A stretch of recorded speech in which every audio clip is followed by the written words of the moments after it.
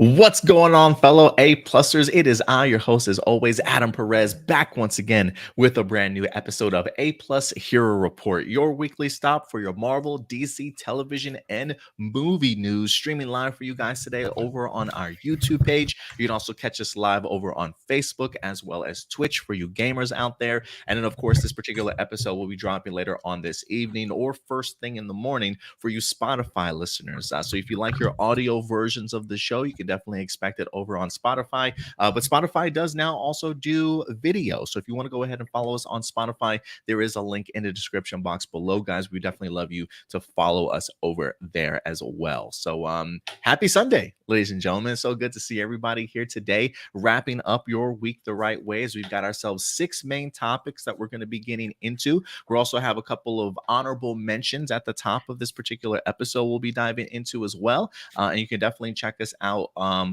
hitting up your live viewer questions towards the end of the show. So if you have not submitted your live viewer questions, feel free to go ahead and submit them right now. Go over to our YouTube page, click on that community tab, and there is a live viewer question post for you guys to definitely go ahead and submit them over there if you'd like to. So it's not just myself today. We don't have ourselves the full crew, but as always, good old Indy Uchiha certainly joining us today. What's going on, brother? You got the tank top going on? Is it hot over there today in Wisconsin? What's going on, man? Man, it's like 91 degrees. I'm crying for you. It's like 100 over here, bro. Yeah, get out of here. We're not used to this though, man. We're not used to this. I mean, you a Texas boy. Y'all supposed to have heat, you know? Absolutely. We're over here boiling. We ain't had rain in a couple of days. We feeling just like y'all right now. Yeah, man. It's pretty hot everywhere right now. I don't know what our streak is when it comes to heat yet here in Texas, but I hear like the next 3 years is supposed to be pretty brutal. So we'll see, man. So you stay as cool as you can over there, Indy, because it's gonna get hot, brother. Plus, it's cat hair on everything I own right now. So trust me, I know the feeling, man. We got dog hair everywhere. Got a little boy that's like crawling around, walking around. It feels like there's hair everywhere on him when I pick him up. You know what I mean? Yeah. But it's good to have you here, man. How's your week been, bro? Week's been good, man. Got to see the kids this week. Got to see I got a lot of watching television in. You know, like it was real calm. Got to see the kids. Got to watch Black Clover. You know what I'm saying? Secret Invasion. Watched the Ezra Millerless version of The Flash. I don't even know how that's possible, but okay. I just watched all the clips he wasn't part of. Was that like 30 minutes of the movie? Yeah, and it was the best part. It was the best parts of the movie. So from what I hear, so it was real good. Love it, man. Love it. And if you guys haven't had the opportunity to check out Indy's Secret Invasion review, he has in fact posted it. It is up on the YouTube page. Definitely go ahead and check it out. We'll probably talk a little bit about the series itself and all the drama certainly surrounding it here in the top topic that we're going to get into. So yeah, go ahead and check out his Secret Invasion review when you get the chance. When can people expect that for you on a regular basis, Indy? Y'all could expect that every Thursday. Thursday, y'all can see that up there. Just like y'all can expect now to have anime assembled every Monday. Ooh, okay. So you and John got something dropping tomorrow? Yes, we do. Okay, yes, awesome. So yeah, anime heads, definitely keep an eye out for tomorrow as well. Let's see who we got in here today for some shout outs. We got Enrique Perez in the house. What's going on, man? He says, I just saw that Marvel Studios is skipping San Diego Comic-Con along with Spider-Man Beyond the Spider-Verse, and El Muerto is delayed. Yeah, we'll definitely talk about that here in a little bit. Good old Blossom is certainly joining us. What's up, L'Oreal? We got Ram Jam in the house. How's it going, Adam? Hope all is well. Things are going spectacularly fine. We got Marcelino in the house. Hello, everyone. I forgot to say this last week, but happy Father's Day and happy Juneteenth. Crazy to think that June has 3 holidays. Yeah, June's pretty popping right now. And of course, Scene and Nerd in the house. What's up, Sarah and Will? Thank you guys for certainly joining us today. But yeah, guys, and listen, if you're in the live chat, feel free to hit that like button. It definitely does go a long way. If you haven't subscribed to the channel, you could certainly do that. There are definitely free options in regards to supporting the channel, leave some comments. That definitely does go a long way also. If you would like to support the channel monetarily, we do have super chats available. So feel free to go ahead and support the channel that way. Your super chat comment will be the first thing brought up on screen. We'll address you immediately. We'll kind of stop everything that we're doing to kind of give you the spotlight to show your support for the channel. They also have like super images or something like that, super stickers. I think you can go ahead and support the channel via that way if you'd like to. But again, if you can't help us out monetarily to certainly grow this channel, a like, subscribe, and share definitely does go a long way, guys. So thank you so much for that. Indy, you want to get into some honorable mentions with me today? Yeah, let's go for it. I don't know if you've got anything on the docket that you wanted to bring up or something that we already have set up for you guys, set up for us. Well, basically, the only thing that I really been following this week, which I've been paying a lot of attention to, as you guys know, I am a gamer at heart. You know, other than being an anime fan, it's one of the things that I do regularly is game and stream. But I've been paying a lot of attention to that FTC trial for Xbox, and I'm feeling like right now that there's no way to hold Xbox back from acquiring Activision Blizzard. Because the way they just laid it out on how PlayStation just paid, you know what I'm saying, order for Final Fantasy 16 to skip, or how Starfield was going to skip Xbox altogether before the ZeniMax acquisition, you know what I'm saying, everything like that. That what the thing that Sony's crying about that Xbox is doing is stuff that they've been doing forever. And that is not going to hurt the market. Phil Spencer got on the stand and just, you know what I'm saying, just laid it out how it is. He basically said that he told the judge, I would do whatever it takes to keep Call of Duty on PlayStation. And then the judge reminded Spencer that he was under oath, and he said, I will raise my hand. I will do whatever it takes. We have no plan. I'm making a commitment standing here that we will not pull Call of Duty off of from PlayStation fans. It is my testimony from PlayStation. And then when I talked about the Starfield skip, he said that he revealed that there were fears within Microsoft that Starfield was going to be a PlayStation exclusive following exclusivity agreements with Ghostwire Tokyo and Deathloop that all changed after Microsoft bought ZeniMax and Bethesda, which both of those games were shown as PlayStation exclusives and only came to Xbox later after the acquisition. So I just feel that the claims that everybody else has are factually weak, and it's a stretch that this acquisition is actually going to harm anybody else. If you think about it, every version of Minecraft, which is owned by Xbox, is available everywhere. All the Zynga and Take-Two stuff is still all everywhere. You know what I'm saying? They're not going to pull Grand Theft Auto off of different systems and stuff like that. So it just looks like we're just waiting for all the dust to settle so we can get this acquisition done and get back to gaming as it should be done. Yeah, man, I certainly hope so. I gotta tell you, I need to get me a new system regardless, because my Xbox One is crapped out on me, so I need to get it replaced so I can get back into my gaming. You know what I'm gonna do for you. You know what I'm gonna do for you. I have an extra one here. I'm gonna send you a Series S. What? I'm gonna send you an Xbox Series S. I have an extra one here. We just got a extra one just laying around. Yeah. In all honesty, yes. So I'm gonna send you one. I have the one that I got. Okay. That I got from when I was still working at GameStop. So and then okay. I have my personalized custom one, the one that I actually play. Damn, that's nice, bro. We'll chop that up and I'll send you that the end of next week. Okay, yeah, because the brother needs. I'm trying to get back into my gaming, man. I got games that are still wrapped up because I never got a chance to even open up and play them right now. So yeah. You let us know in the chat if you want us to get Adam streaming. If y'all want an A+ streaming session where we all just go online like RDC and just play games. I mean, we do have a Twitch channel. We just post Hero Report up there also. I haven't even played a game up there in forever. We used to have Stuart that I think was playing like Elder Scrolls for us, if I'm not mistaken, right? Yeah. So yeah, we definitely need some more gaming up on our Twitch channel for sure. Let's see here. What other honorable mentions we got? Oh, I did want to highlight this because there's been a lot of talk lately after the Flash wind up dropping that we could potentially, we could have potentially gotten ourselves a Michael Keaton sort of Batman Beyond movie, depending on the success of what the Flash movie certainly did. Clearly, things aren't looking too well for the Flash movie at the box office right now. So the idea of Michael Keaton returning as Batman might be dead on arrival sort of thing. Who certainly knows? But one DCU film that was in fact scrapped that did have Michael Keaton in it was in fact Batgirl. Batgirl this week for some reason went ahead and released some behind the scenes photos, if you will, of production. Here you get to see Gotham City, Batgirl, and Michael Keaton's Batman in an alleyway. You got the classic Batmobile there as well. We even get this shot, which I would assume is like the behind the scenes of maybe like a director or the editing bay, who certainly knows. But you get to clearly see there's definitely a lot of Batman Michael Keaton in this particular film.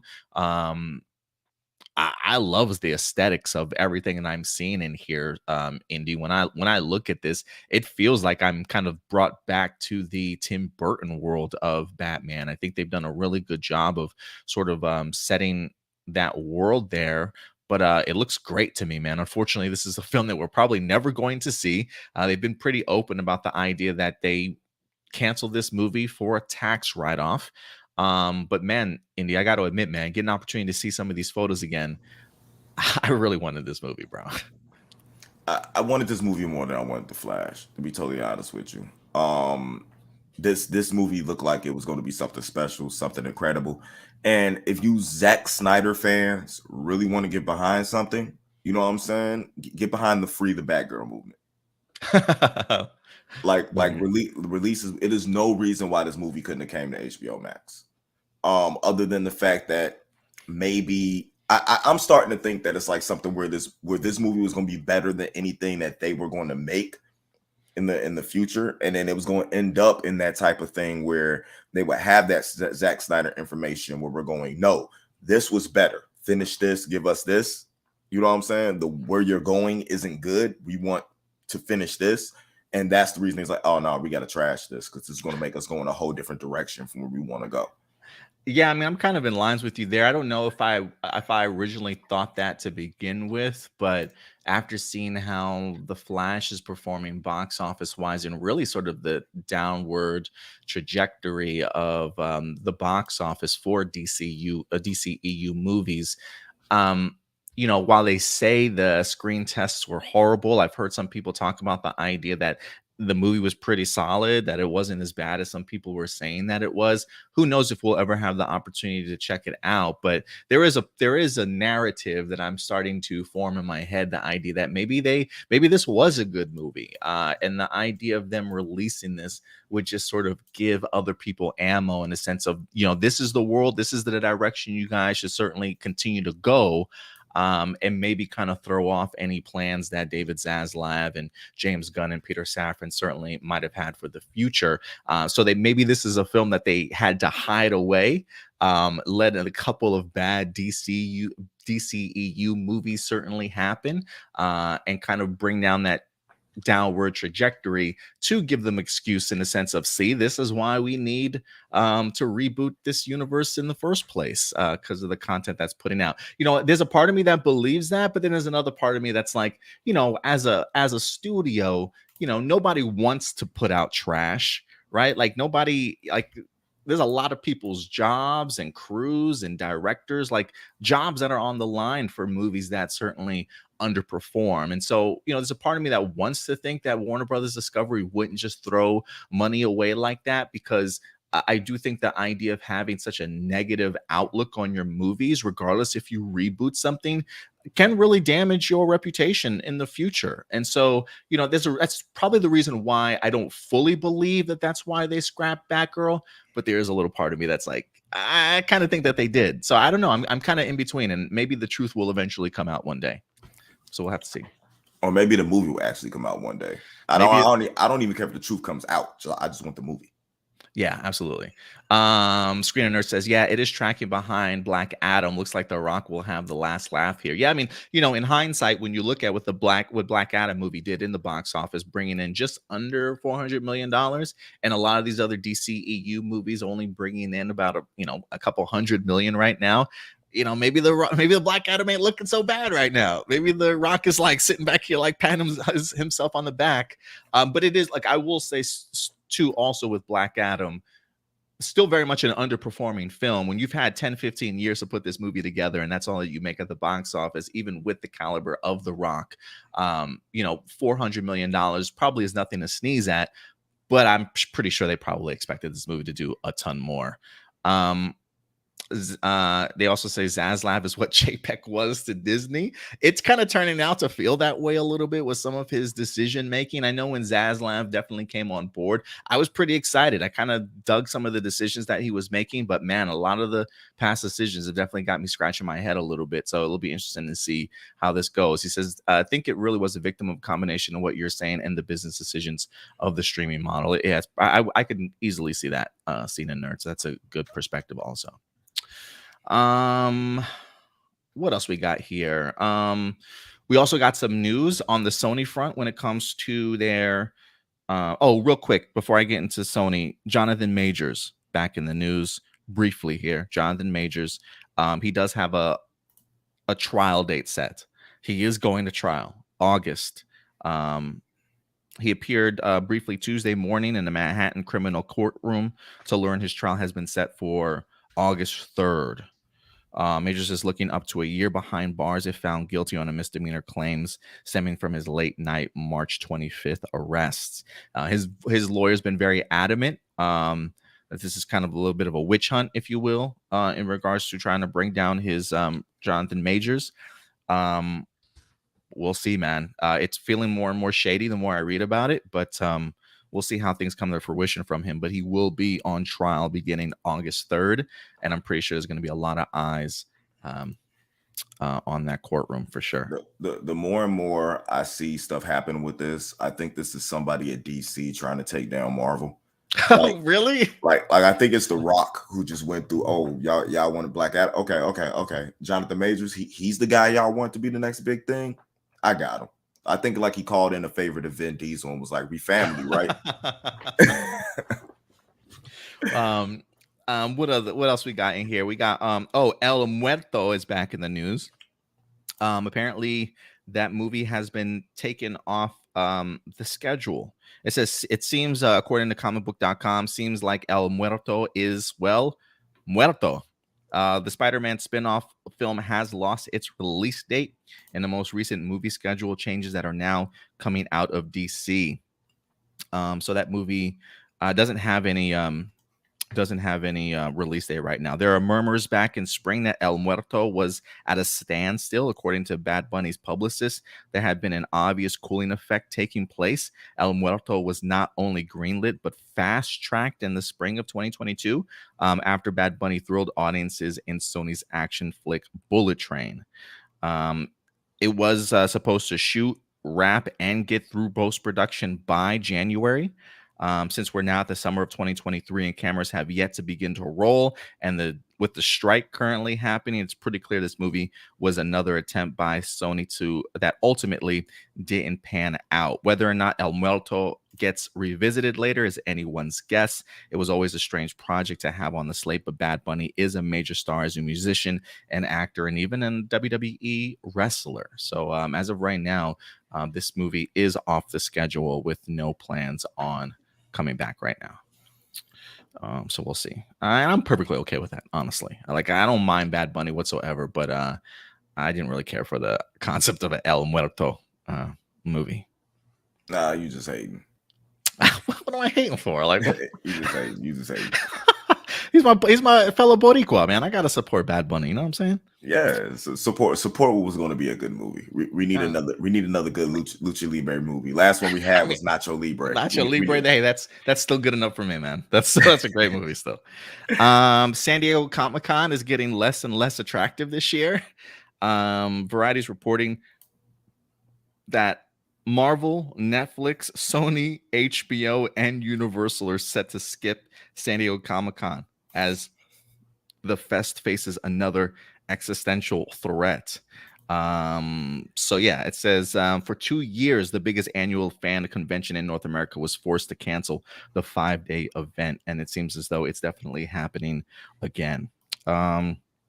So yeah, that kind of sucks. I got my friend Michael, I think, is planning on going to San Diego Comic-Con this year, and I'm kind of curious as to like what's even gonna pop up, or what's even gonna be there. I don't want to say that San Diego Comic-Con is going the route of E3, um, but a lot of these companies are definitely creating their own sort of conventions to highlight their own material. And with the strikes going on, with the writer's strike, I know we got the SAG, the Actors Guild. I know they're working on a contract right now. Whether or not they end up going on strike could be a possibility. So it seems as like nobody is touching any of these conventions to promote stuff right now, when they don't even know if these deals are ever going to get done. So a lot of people are definitely bailing. Other studios are still maintaining a wait and see posture. Warner Brothers, which needs a robust PR boost for movies like Blue Beetle and the Aquaman 2, has yet to rule out skipping Comic-Con, so Warner Brothers may be there. Max is planning on bringing some animation titles to the convention. Maybe we get the opportunity to see something like Batman Cape Crusader, even though now that I think about it, I don't think that's on that's not going to be on HBO Max anymore, but they did produce it, so maybe they showcase that. Paramount Pictures expected to hold a panel for TMNT, along with Paramount has yet to commit panels for any Star Trek shows as of right now. And Amazon plans some kind of presence there as well, highlighting the Wheel of Time Season 2, The Boys spinoff, Gen V, and maybe we get some other things as well. So a lot of heavy hitters, not at San Diego Comic-Con this year, but you might be lucky to find something there. So and anybody planning on attending, I hope you guys have a good weekend.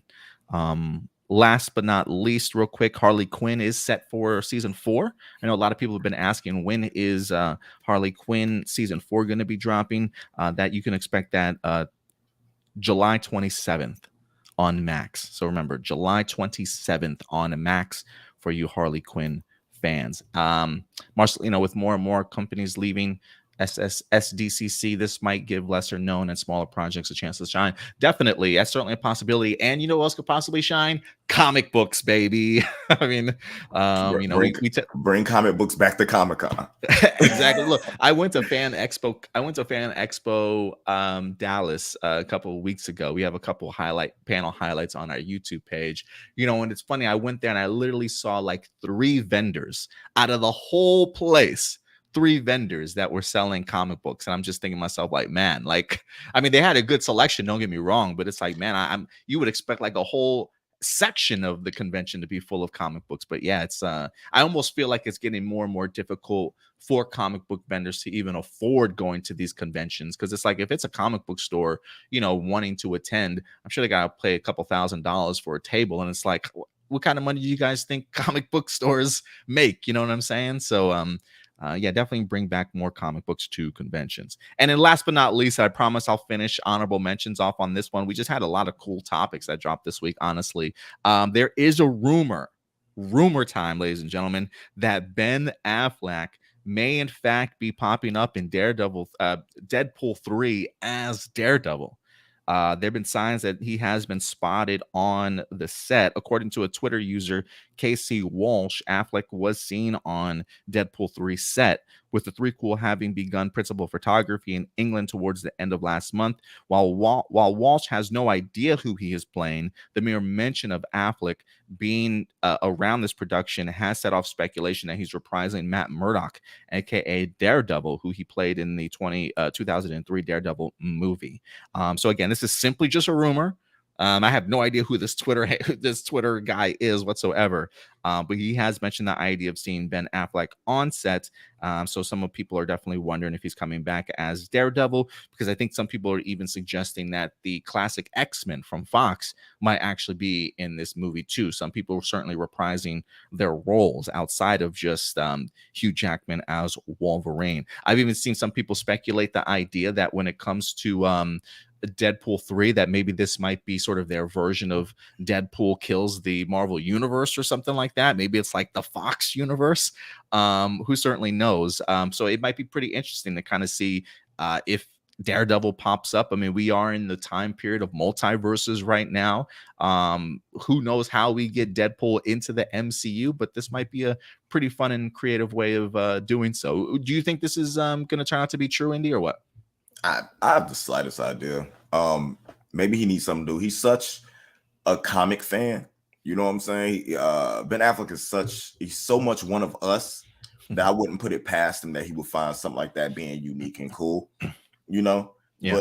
But I just need something like Kevin Smith to find a way to give us that post-apocalyptic Batman movie. You know what I'm saying? Like in mind. That's what I need. But Ben's just washed his hands of Batman and wants nothing to do with it. So I kind of don't want him to get his itch for Daredevil again, because like we have the perfect person playing Matt Murdock right now.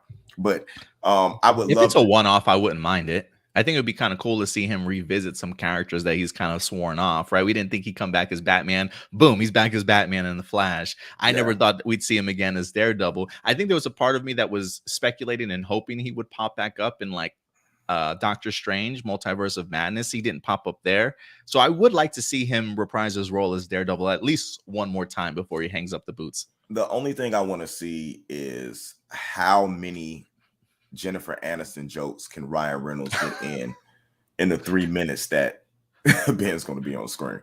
Oh, I mean, almost every line I think he's going to deliver, that'll be a Jennifer Aniston joke. But yeah, guys, let us know your thoughts in regards to any of those honorable mentions. What certainly piqued your interest? Would you like to see Ben Affleck certainly return as Daredevil, possibly for a one-off? And if that's true, it does open the doors. Like, it makes me wonder what other Fox sort of characters might pop up in here as well. So yeah, it might be their last hurrah to be on screen for anything Marvel related. All right, guys, with the honorable mentions out of the way, Indy, are you ready to go ahead and tackle these main topics with me, bro? Let's get to it. Let's get into it, baby. We're going to start off with some MCU talk, as there is an existential threat. Certainly having a lot of people worried in Hollywood, and that is the idea of artificial intelligence. AI has definitely been grabbing a lot of the news, especially here this past week with the release of the Secret Invasion series itself. To do right by the series, while we certainly will talk about AI in regards to Secret Invasion, I also do want to actually talk about the series itself, because I do feel like at times Secret Invasion maybe isn't getting as much buzz as it probably should. And maybe the idea of the AI talk has kind of overshadowed where we're going right now. And so for me, I wanted to go ahead and highlight the Secret Invasion series and intro, as we are currently very much in a very interesting time. We've got a lot of writers that are currently on strike. The WGA is currently on strike, not being paid or given what they certainly feel that they deserve from things like streaming services, who definitely are trying to do their best in not allowing others to see their analytics, their revenue, how much they're certainly making, views on some of these shows, and in turn probably really underpaying a lot of the writers that put a lot of blood, sweat, and tears into the creativity of making these shows possible. So the WGA is certainly out there, still definitely trying to get what they deserve. We've got ourselves a Screen Actors Guild potential strike that might come up if there is no deal certainly made here relatively soon. And one of the biggest concerns is the idea of artificial intelligence sort of taking over some of these jobs. They definitely have showcased their worry about it. Whereas, we can't really put it past companies to maybe find other cheap alternative ways to possibly have the same job certainly done, right? And so it definitely puts us into a little bit of I don't want to say a war, but definitely a clash in regards to human creativity and what artificial intelligence can certainly do. Really worried about taking people's jobs. Maybe certainly some people definitely utilize it as a tool, if you will. But I can guarantee you one thing: it definitely is drawing a lot of attention right now. And so, Indy, I'm going to go ahead and bring you back into here. Let's talk about this real quick, okay? Because Secret Invasion has in fact dropped this week. If you guys did not know, looking at the very intro for Secret Invasion, it was in fact put together by AI technology. The moment that this was in fact announced, people on the internet, on Twitter at least, went bananas, pushing back against the MCU and Marvel Studios for even utilizing AI in the first place, especially during a time period in which a lot of people are worried that AI is certainly going to be taking over their jobs and certainly replacing them. So you want to talk about maybe bad timing? This is probably as bad timing as you could possibly get, but people are definitely making their voices heard. And so, with people certainly being very outspoken about the use of AI here, I thought it was pretty interesting that the Hollywood Reporter this week did release an article from Method Studios, who put the AI intro together, as they wind up providing us with a little bit more clarity here in regards to how this intro came together. And we'll discuss it after that, Indy, in regards to, does this make the situation any better, or does this still kind of open the doors, if you will, for more conversations to happen? So let's dive into this. This comes to us from the Hollywood Reporter. It says Secret Invasion opening using AI cost no artist jobs, is what the studio says that made it.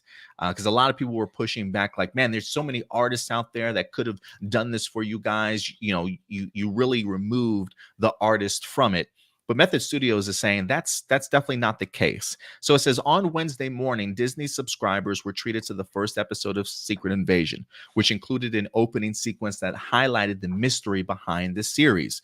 Shape-shifting aliens had infiltrated Earth. Soon after the episode aired, a report surfaced noting that the opening had been created using artificial intelligence, something that sparked an outcry on social media among users speculating it cost artists their jobs. Now, Method Studios, which is behind the opening, wants to clarify those reports surrounding how AI was used in the animated opening made by its design division. They say AI is just one tool among the array of tool set our artists used. No artist jobs were replaced by incorporating these new tools. Instead, they complemented and assisted our creative team, is what the statement reads from the Method. I want to say there was another quote here. It says Method explained to THR that it used existing and custom AI tools in creating the characters' attributes and movements in the opening, but the entire production of the opening involved traditional work of the art department, animators, compositors, and other artists. On Wednesday, Polygon published statements from Secret Invasion director and executive producer Ali Salim, stating that the show's title sequence was created using AI. Salim was quoted as saying he didn't really understand how it worked, but he noted, "We would talk to them about ideas and themes and words, and then the computer would go off and do something, and then we would change it a little bit by using words, and then it would change." It says the potential of AI in Hollywood has been high profile and controversial subject, and so word quickly spread about its use on Secret Invasion, which stars Samuel L. Jackson. Here's the complete statement by Method. It says, working on Secret Invasion, a captivating show exploring the infiltration of aliens into human society, provided an exceptional opportunity to delve into the intriguing realm of AI, specifically for creating unique character attributes and movements. Utilizing a custom AI tool for this particular element perfectly aligned with the project's overall themed and desired aesthetics. Says the production process was highly collaborative and interactive, with a dedicated focus on the specific application of an AI tool set. It involved a tremendous effort by talented art directors, animators proficient in both 2D and 3D, artists and developers who employed conventional techniques to craft all the other aspects of the project. However, it is crucial to emphasize that while AI component provided optimal results, AI is just one tool among the many array of tool sets our artists use. No artist jobs were replaced by doing that. So they're pretty they're pretty they're definitely doing their best here, Indy, in regards to explaining to us that this was pretty much just utilized as a tool. That we still very much had artists that clearly had to compose these things, put these things together. Maybe you had to add certainly additional words into certainly the AI system, and this is what wind up coming out of it. As somebody who is reviewing Secret Invasion, I do want to know your point of view, Indy, in regards to one, what did you think about the intro, the opening sequence? And what is your stance on this right now? Because I do feel like, everybody certainly has their opinion in regards to this. I'm kind of curious to know yours, though. What are your thoughts on this? All right. Starting with the use of AI, I have a couple of different ways that I can explain this. Basically, how I feel about it.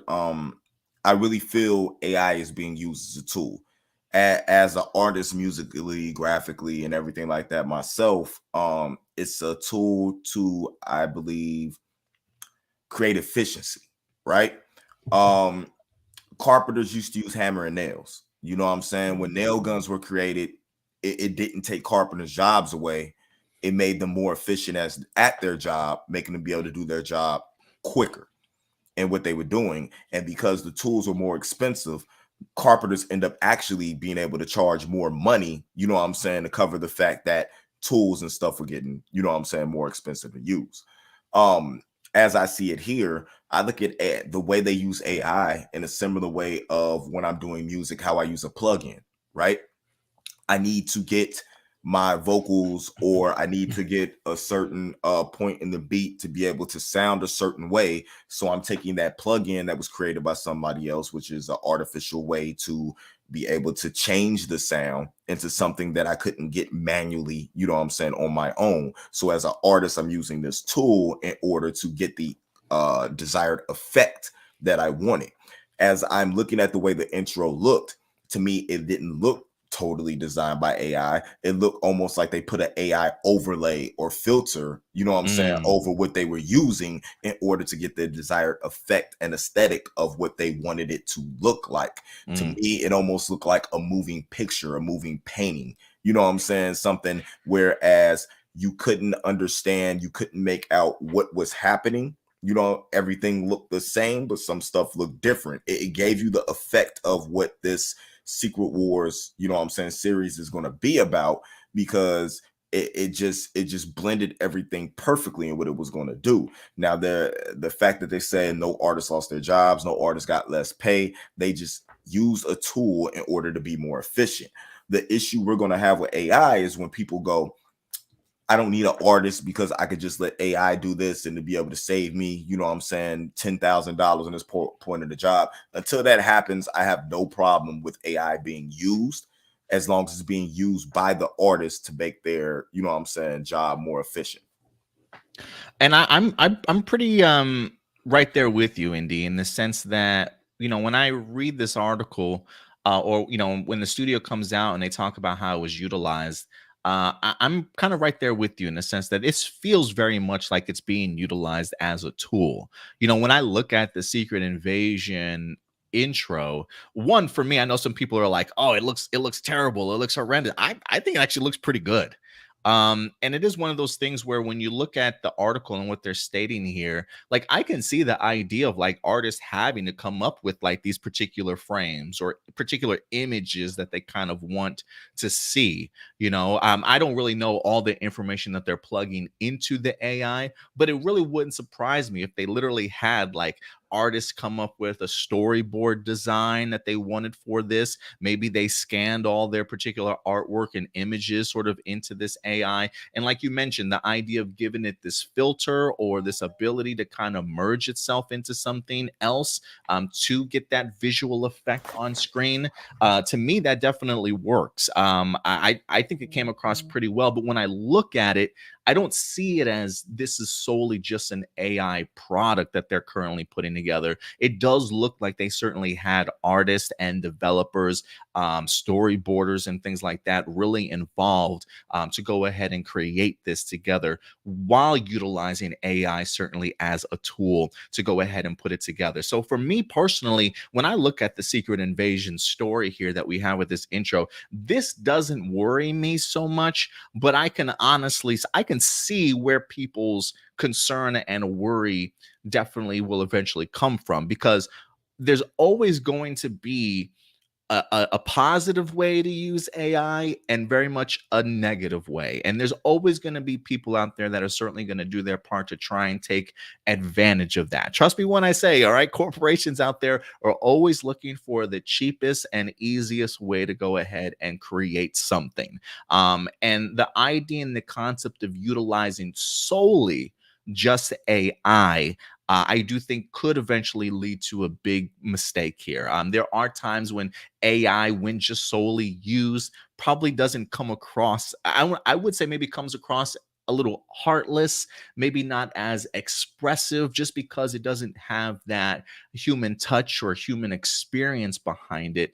And it's really just kind of an amalgamation of something to kind of just create something for you. And so I do think that eventually AI could definitely be utilized in a very negative way, but I don't necessarily that means all AI should certainly be looked at that way, because I do think that there certainly are people that are using it as a tool very creatively with human people behind the designs and utilizing AI to just uplift what they're certainly creating. But again, I do think that there is or will be another side of things where people are possibly testing to see just how much they can really get away with this in order to produce things on the cheap. But when it comes to Secret Invasion, I personally feel like this is simply just a tool.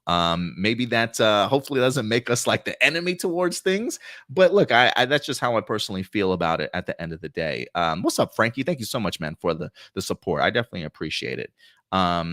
He says, yeah, morning all. I tend to see AI like the self-checkout at markets. Originally, there were just one or two. Now there's a jillion good and bad points to them, in my opinion. And I totally agree. And I think there, and that's what literally what I just said is like there will people that will use it certainly as a tool, very much in a good way to highlight and help out the artist. But make no mistake, there definitely are people that will take advantage of the concept of AI and use it in a negative way, and certainly cost people their jobs. And I think this is just a realization, Indy, that a lot of us have to come to. You mentioned the idea of, when they created things to help workers out. Maybe look at the Industrial Revolution, right? Like there were people that used to do these things, and then machines came in and made jobs easier. And yes, maybe it definitely cost people their jobs, but for some people, it definitely made their jobs significantly easier. And I think we're just at a place right now in history and in the world where there is now sort of another revolution that is now happening, and that is the world of artificial intelligence. It's here. I don't think there's any putting it back in the box, but I do think that there's something wrong about the idea of just looking at AI negatively, when I think as a whole, we can understand that there is good to it and bad to it. And I think for us as citizens, or even artists out there, I do think that if anything, it would not surprise me, Indeed, if like a lot of policies, a lot of laws that we wind up seeing here within the next several years will in fact be regarding AI. That I do think us as citizens will probably have to vote on, or just for us to see how much we want AI involved sort of in our everyday lives. Because believe it or not, it's here, and how it's going to be utilized, I think, is going to be extremely important going forward. Yeah, the biggest thing issue we're gonna have with AI, I believe, are copyright issues. I don't think it's going to be necessarily in the creation of stuff. It's going to be it's going to be in what are the rights of the stuff that's being corrected, and if like AI is reaching out, grabbing ideas from stuff that it sees online in order to make something that might belong to somebody else. That's what I think that's the issue we're gonna have. But like my project is getting ready to drop, Banner versus McCoy. All the single covers are AI created, you know what I'm saying, from things that I've done, in my life. And no, it didn't take away from artists that I could have paid, because at the same time, I paid individual artists for alternate album covers, or, you know what I'm saying, merch designs to go with each individual song as well. It's just that I wanted to do something different, you know what I'm saying, that I hadn't done before, and see if that could some way express what I want in a different way. Because when I put stuff out there, a lot of times artists have problems creating my vision because of how much rambling I do, or because how much my ideas, you know what I'm saying, just keep going. And a lot of times AI can help with that, because it's just plugging in everything that I'm talking about and giving On them top of what you've already been given by the artist. and give them a base to start off with. I've had a lot of artists take AI, put stuff in there, see what it comes up with, just to get an idea on what they're creating. You know what I'm saying? Because sometimes you hit that roadblock when it comes to, you know what I'm saying, creation to start off with. And that's another way of showing using AI definitely as a tool, still utilizing artists to create what you want, but in order to maybe get it to that next level, to really encapsulate the vision that you have, using AI on top of the art that you've already created. And I do think that's a great way of certainly utilizing it. And I do think that there are artists out there that certainly see the benefits of AI. But there definitely will come a time when AI will definitely replace a lot of the work that we're currently doing. I don't think there's any getting around that, unfortunately. I just think that there's something that we're going to have to adopt. And I think if we are that worried about AI, us as citizens can definitely go ahead and express our voice. If matters come up when it comes to having a vote for how AI is utilized in our everyday lives, I think us as citizens will probably hopefully have the final say in regards to how that's utilized, because AI is definitely taking over. Did you see the most recent this is kind of off topic, but I know you love your hip hop every day, all day. Did you check out the Juice World and Corday song by any chance recently? Yeah. The music video? Yes, I think they might have utilized AI in that music video also, in regards to putting Juice World's face over him. I don't know if that's just regular deep fake, or if they went an extra step in using AI. Do you know anything about that though? I think it's a combination of both, but I think it was more deep fake than, you know what I'm saying, AI. Than But AI. I think it was a combination of them doing both. I'm actually waiting. I think Joe Budden has an interview with Corday coming up soon. And I know that's something that he, you know what I'm saying, would address, because they've been very vocal on the whole AI, you know what I'm saying, In thing music. too, in music. So that's more where the AI thing bothers me, because if Corday, I believe he would use it properly because of using Juice WRLD's likenesses. I know that he'll make sure that the family of Juice WRLD gets compensated, you know what I'm saying, for what he's doing. But in music, that's honestly where it comes from, because there's a time limit on music. If nobody's picked up a patent or a copyright on something, stuff tends to become free market when it comes to it. So when you start using a lot of this older stuff, like in samples and different stuff like that, are you like the kind of like the trademark clause on Mickey Mouse getting ready to come up, and then anybody being able to use Mickey Mouse if Disney doesn't God, here comes a Mickey Mouse horror film. Yeah, you know, so similar to what they did with Winnie the Pooh and stuff like that, because stuff just becomes free use. Do we get people putting out songs, you know what I'm saying, Tupac and his mom not getting compensated, or the label not getting that's the issue where we bring into the conversations about AI, people not being properly compensated for their work that they're doing. But if something is creating something and not taking from what you're doing, are you owed that work, or is the person that is using AI to create that work, the person who gets paid. That's where we have to figure out what's going on. Gotcha. Yeah, sounds like a lot of red tape that still certainly needs to be certainly figured out. And also showcasing the idea of AI and how it's being utilized. I found this article this week, and I'm usually always on top of this in regards to checking the date in which an article drops. I literally thought this article dropped this week, but when I looked at it later on in the week after I've already assigned these stories, I realized, oh, this actually was released like 3 years ago, back in 2020. But I think it also is kind of eye-opening in the sense of just how long AI has been really in the realm of movies and television, and we probably haven't even known about it.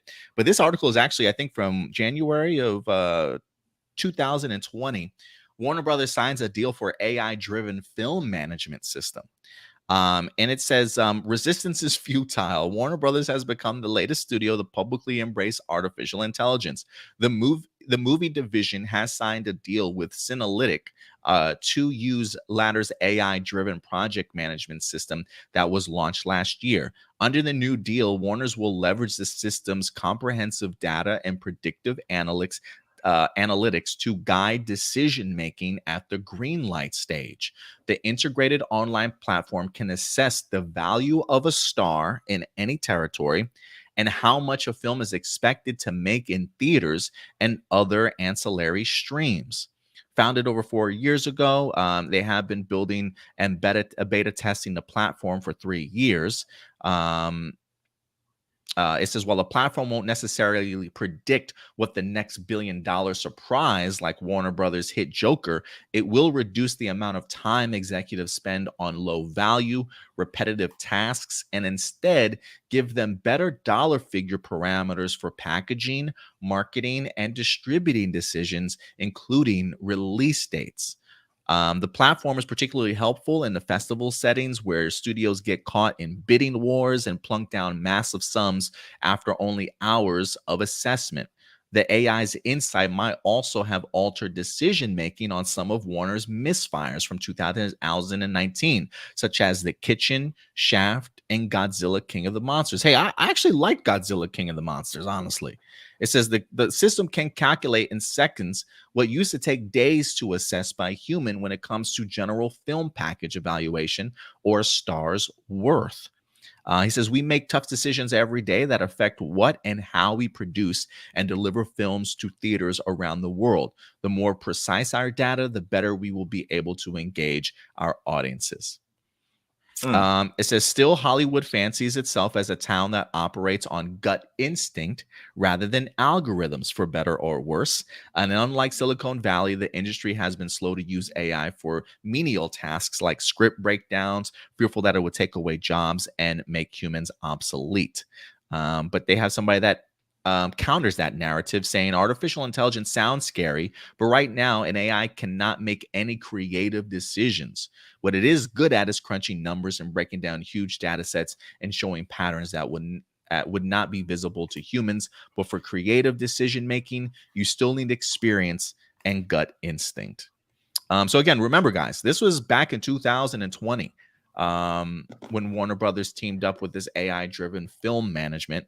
And, there's a part of me that I was kind of curious as to, like, do they have a track record since if they've been doing this since 2020, is there anything to kind of look forward to kind of show, like, have they been rather hit or miss on things? But, I think for me, my fear in this, Indy, is the idea that, if you've got AI driving your decision making for greenlight, what does that do for smaller budget films or indie movies in that sense, right? Like, if your main goal is always going to be revenue driven, and I know the article says, while it doesn't predict the next billion-dollar movie, the idea of, like, hey, should we make this movie? Is it going to be revenue driven? Is it going to make us profit? Like, to me, that's kind of, I don't want to say it's to me, that's a little worrisome in the sense of, like, if you're focused, I mean, clearly, look, as a business, you always want to make profit, right?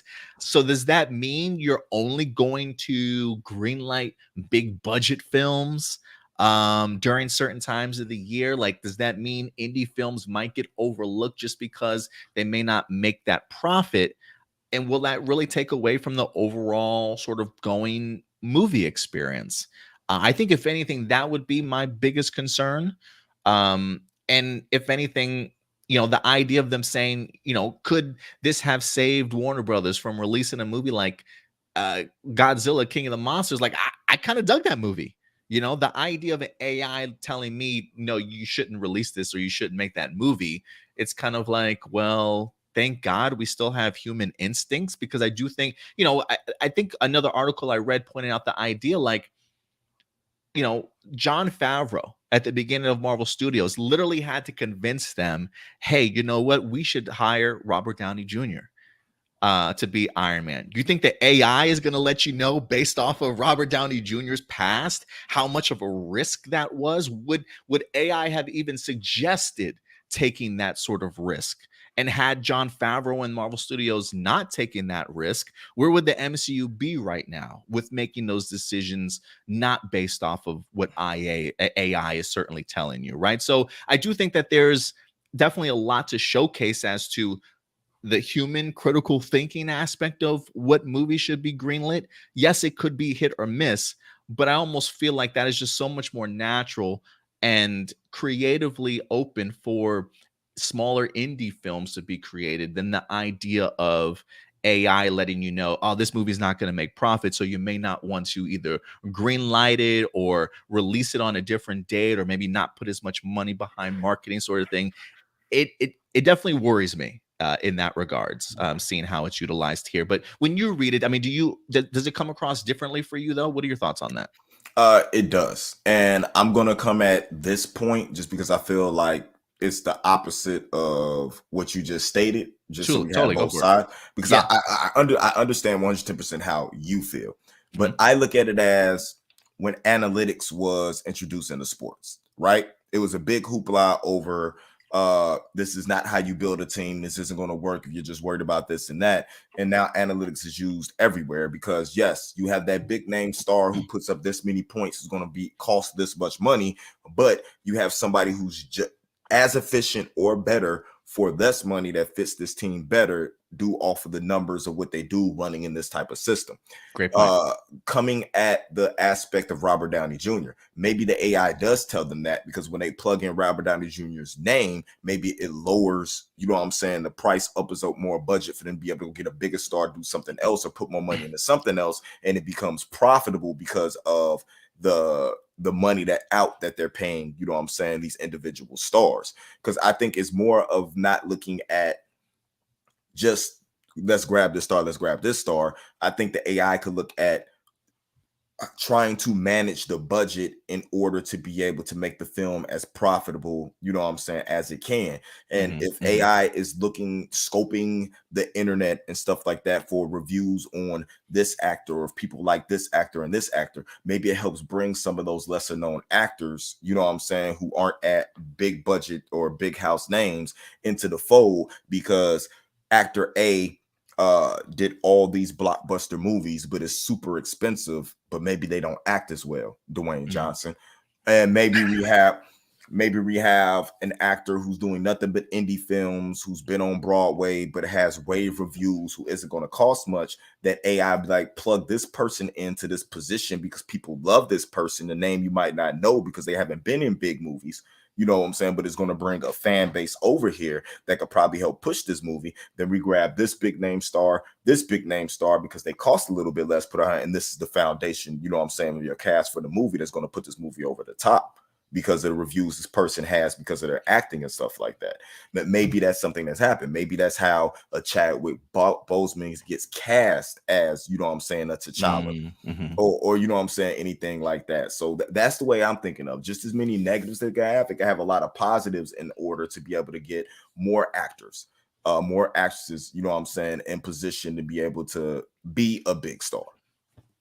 Yeah, and I totally understand that point of view. Also, for me, if anything, the other pushback the other pushback I would have then when you say that is, well, goodbye casting director, goodbye executive, that's got to make those kind of decisions. We've got an AI that can kind of do that job No, for you. You know what I mean? the casting director still has to bring these people in to make sure that they're able They fit to the job. handle the role, that they fit the job, that they have the chemistry. You know what I'm saying? What's going on? You can't just take uh a guy A and girl B and be like, oh, this is gonna be the best romantic movie ever based on the work that they've done before if there's no chemistry between the actor and actress. So they still have to bring them in and sort all, you know what I'm saying, sort that stuff out. What AI would be doing is giving you a pool of people that you want to use instead of like, all right, we're gonna go ahead and see these 200 people today and try to pick one person out of 200 when AI could probably whittle that down to 20. Like 20, yeah, or 5 or 10 or something like Yeah, that. Give you a just better just idea. just make the job more efficient. Um, and I also want to highlight this too, because I wanted to see maybe your track record or if there was anything in there from Synalytic to emphasize like what they are doing and how it might all kind of work. And this is a blog from Synalytic.com, so their own website, but this is a June insight from Synalytic in regards to the 2023 summer blockbuster a deep dive. It says this time last year, Synalytic Insights dove into the first true summer blockbuster season. We ran projections for them on the 4 most high profile live action movies. So Doctor Strange 2, Top Gun, Maverick, Jurassic World Dominion, and Thor Love and Thunder being released between May and June, and discussed how the studios behind them were poised to capitalize on a return to theatrical viewing. Those films ended up showcasing performance that vastly exceeded expectations, respectively earning $955 million, $1.5 billion, $1 billion, and $760 million in global box office revenue. It says, as of this year, Synalytic ran projections back in September of 2022 for the full 2023 slate, estimating a domestic gross of $8.65 billion. This efficient early prediction model also allows us to forecast home video and TV revenues, also offering a truly unique tool for the film industry. So far in 2023, as shown in the graphic below, we've been impressively spot on with our overall domestic box office. So this is year to date from January to May. The actual projection, I think, was $3 billion. And right now they have projected at $3.2 billion, and their accuracy for the most part has been 94%. So they've been pretty good about projecting. Again, that's just the 4 films I believe that they're referring to. It says to give you some perspective on how 2023 will achieve this projected 17.4 increase. They do talk about other films too. It says The Flash. We forecasted these titles on our platform, spotlighting WB's addition to the DCU, The Flash, to showcase what the summer may have in store, utilizing a reported budget of $220 million. Global cost totaling an additional $200 million, and 19 key attributes to run the AI input, including budget, genre, rating, talent, IP value, etc. The platform projects domestic box office of $241 million and international box office of $280 in the base case median scenario. So it says, and it's also capable of projecting home video and TV revenue. So I find this interesting, Indy, in the sense that if you look at this screen, I don't know why it's so hard to read or so dark, but when you look at it, look, they even have value associated with the director, Andy Muschietti, along with Ezra. Like, if you can see it, it says median box office. So Andy Muschietti, based off of all his box office, all of his movie releases, his median is about $473 million. If you look at Ezra Miller in the movies that he's been attached to, it says $13 million. So it does break down the value of the talent that you're sort of putting together, and it utilizes their past history of the movies that they've put together.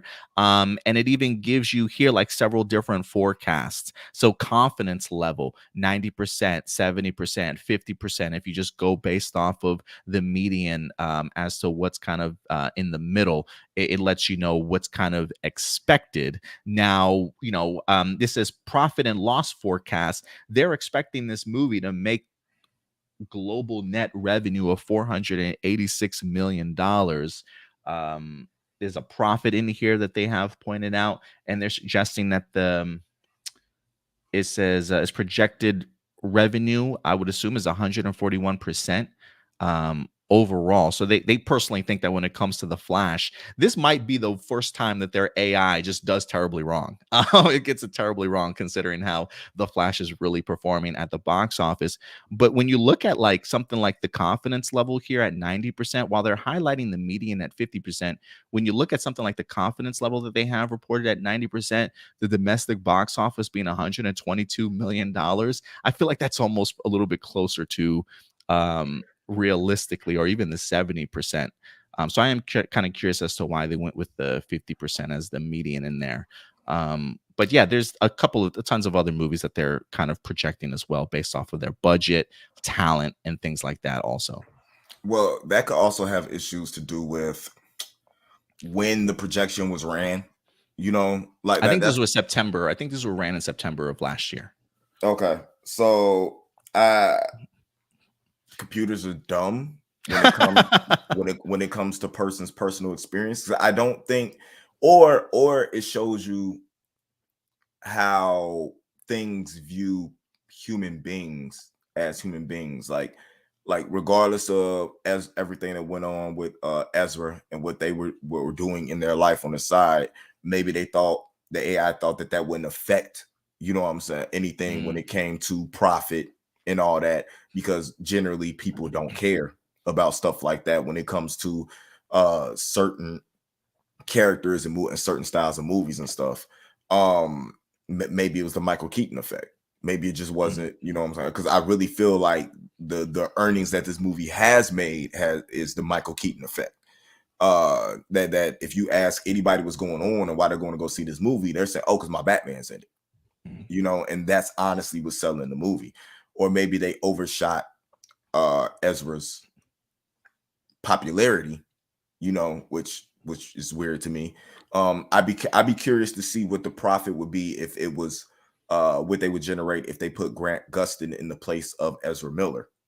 That'd be interesting. Yeah, that would be interesting to check out. If anything, I will say this,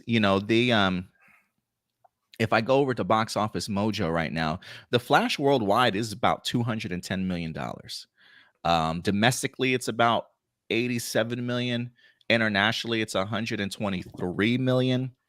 So it'll be interesting to kind of see where their projections certainly landed at. But as of right now, they definitely are expecting this movie to still make money according to the projections taken back in September. So we'll see how much that has faltered or not. But they definitely, if anything, are pointing out other films. Again, I would definitely recommend you guys check it out. But it's a lot of numbers, and it could be kind of confusing at first. But I do think the one thing that I take away from this indie is that it's not just good or bad, right? And I think the fact that we both have two different points of view in regards to how AI can be utilized at times just showcases that there is an opportunity where both sides can certainly meet in the middle and kind of figure things out on how to utilize AI in such a way to where maybe less human jobs are certainly removed, but that the analytics that come out of AI usage is still very helpful and useful in certain ways that don't cost people their jobs for companies to certainly utilize. I think at the end of the day, it will come down to how humans utilize it. And I think that's how, I think that's important in regards to anything, in regards to how exactly us as humans certainly use it. Will we use it for good? Will we use it for bad? Will we eventually get the opportunity to add regulations to it on what we want and can allow AI to certainly do?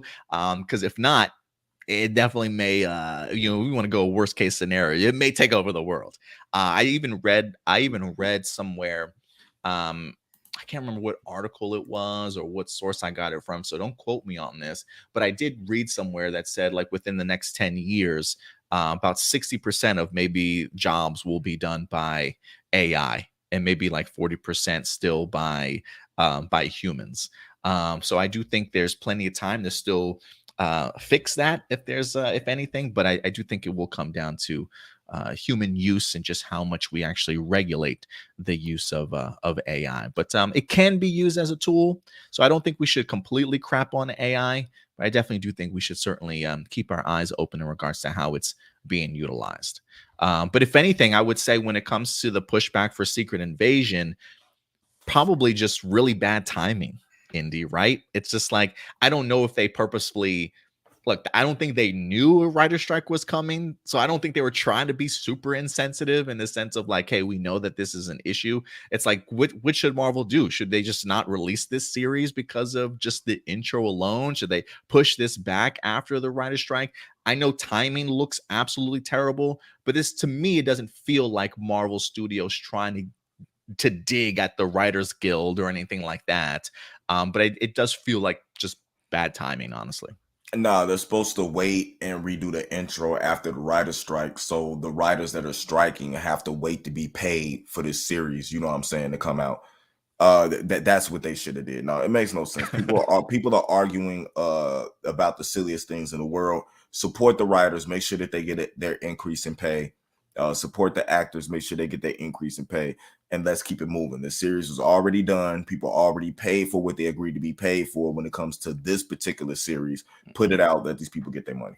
Yeah, absolutely. If anything, I'm sure that there will be people out there that will see that and find a lane or an opportunity to be like, okay, maybe we can utilize AI more if Marvel's certainly using it. But I don't think that was the intention of Marvel Studios when this was first certainly put out. So I don't really look at it as a slap in the face in the sense of like, hey, we just tried this out and it's just bad timing in regards to when this has been released. But let us know your thoughts, guys. Clearly, there are some things that Indy and I are on opposite sides of the spectrum in regards to how AI is used. Sometimes we're on the same page, clearly. So I am kind of curious to know what you guys think, because it feels very much like a gray area instead of us being very, no, AI shouldn't exist, or yes, that it should. So let us know your thoughts on it, guys, in the comment section box below. And we'll definitely continue this topic later. I got a way to solve this because we don't have enough information to make a definite decision on what's going on. Let's ask AI if AI should exist or not. Listen, I'm gonna be honest with you. When I posted something this past week on Twitter about that last article that we just talked about, Warner Brothers uses of AI. And when I posted it, somebody that liked it was actually an AI guy. He actually liked my post and he started following me. He's got a couple thousand followers. He seems like he's pretty insightful in regards to the usage of AI. I even went to his website and checked it out. If anything, I might even reach out to this guy and see if I can get a little bit of an interview to have him maybe explain the usage of AI, some of his worries, concerns, but also benefits of it. And if he can maybe even open our eyes a little bit more as to how it could be used on the Hollywood sort of level, if he's that in tune with movies and television shows and things like that I'm not sure about. But so I kind of want to see if I can reach out and talk to him. But then I also have my cousin James Bethia, who is a producer. He actually is part of the WGA, the Writers Guild. This past week I saw him actually post pictures of him out on the picket line, striking also. And so there's a part of me that I'm like, man, I didn't know he was a part of the WGA. So now I'm like, man, I need to bring you in for an interview to kind of talk to you a little bit about what's kind of going on, not only with the writers, but also the introduction of AI and maybe some of his own particular concerns or things that he feels could benefit the usage of AI. So I kind of want to pick his brain a little bit more also. So maybe we'll have some cool interviews lined up for you guys here relatively soon. All right, Indy. With that out of the way, we will move on to our next topic. We'll keep it a little bit in the realm of Marvel slash Sony on this one, as we did get ourselves a brand new trailer here this week, Indy. For those of you who don't know, Kraven the Hunter, starring Aaron Taylor Johnson, went ahead and released a brand new trailer this week. They also released a brand new poster. If you haven't had the opportunity to check it out, this is a great homage to and tribute to a classic Kraven the Hunter drawing and poster also. So I'm really glad that they went ahead and utilized this as the Kraven poster. But we did get ourselves a brand new trailer for this upcoming movie coming to us from Sony Pictures. So let's talk about this, Indy. Have you gotten an opportunity to check out the Kraven the Hunter trailer? Oh, I think you're muted. This is one of the best movies I've seen from a comic book movie trailer in a long time. Well, let me say a long time. It's probably the best trailer I've seen since Across the Spider-Verse. So yeah, let's go ahead and talk about this real quick, because we did get ourselves a Kraven the Hunter trailer. And you know what, Indy? I'm not about to fall for it, man. I ain't listen. Y'all already know when it comes to Sony's movies, especially their Spider-Man-less universe that they have. I feel like I've been robbed at the box office, man. I feel like they have taken my money when it comes to the first Venom, Venom 2, Morbius. You know, I'm over you guys hitting me with these great trailers to get me hyped for these movies, only to go ahead and certainly let me down when I see them in the box office and when I see them in the movie theaters.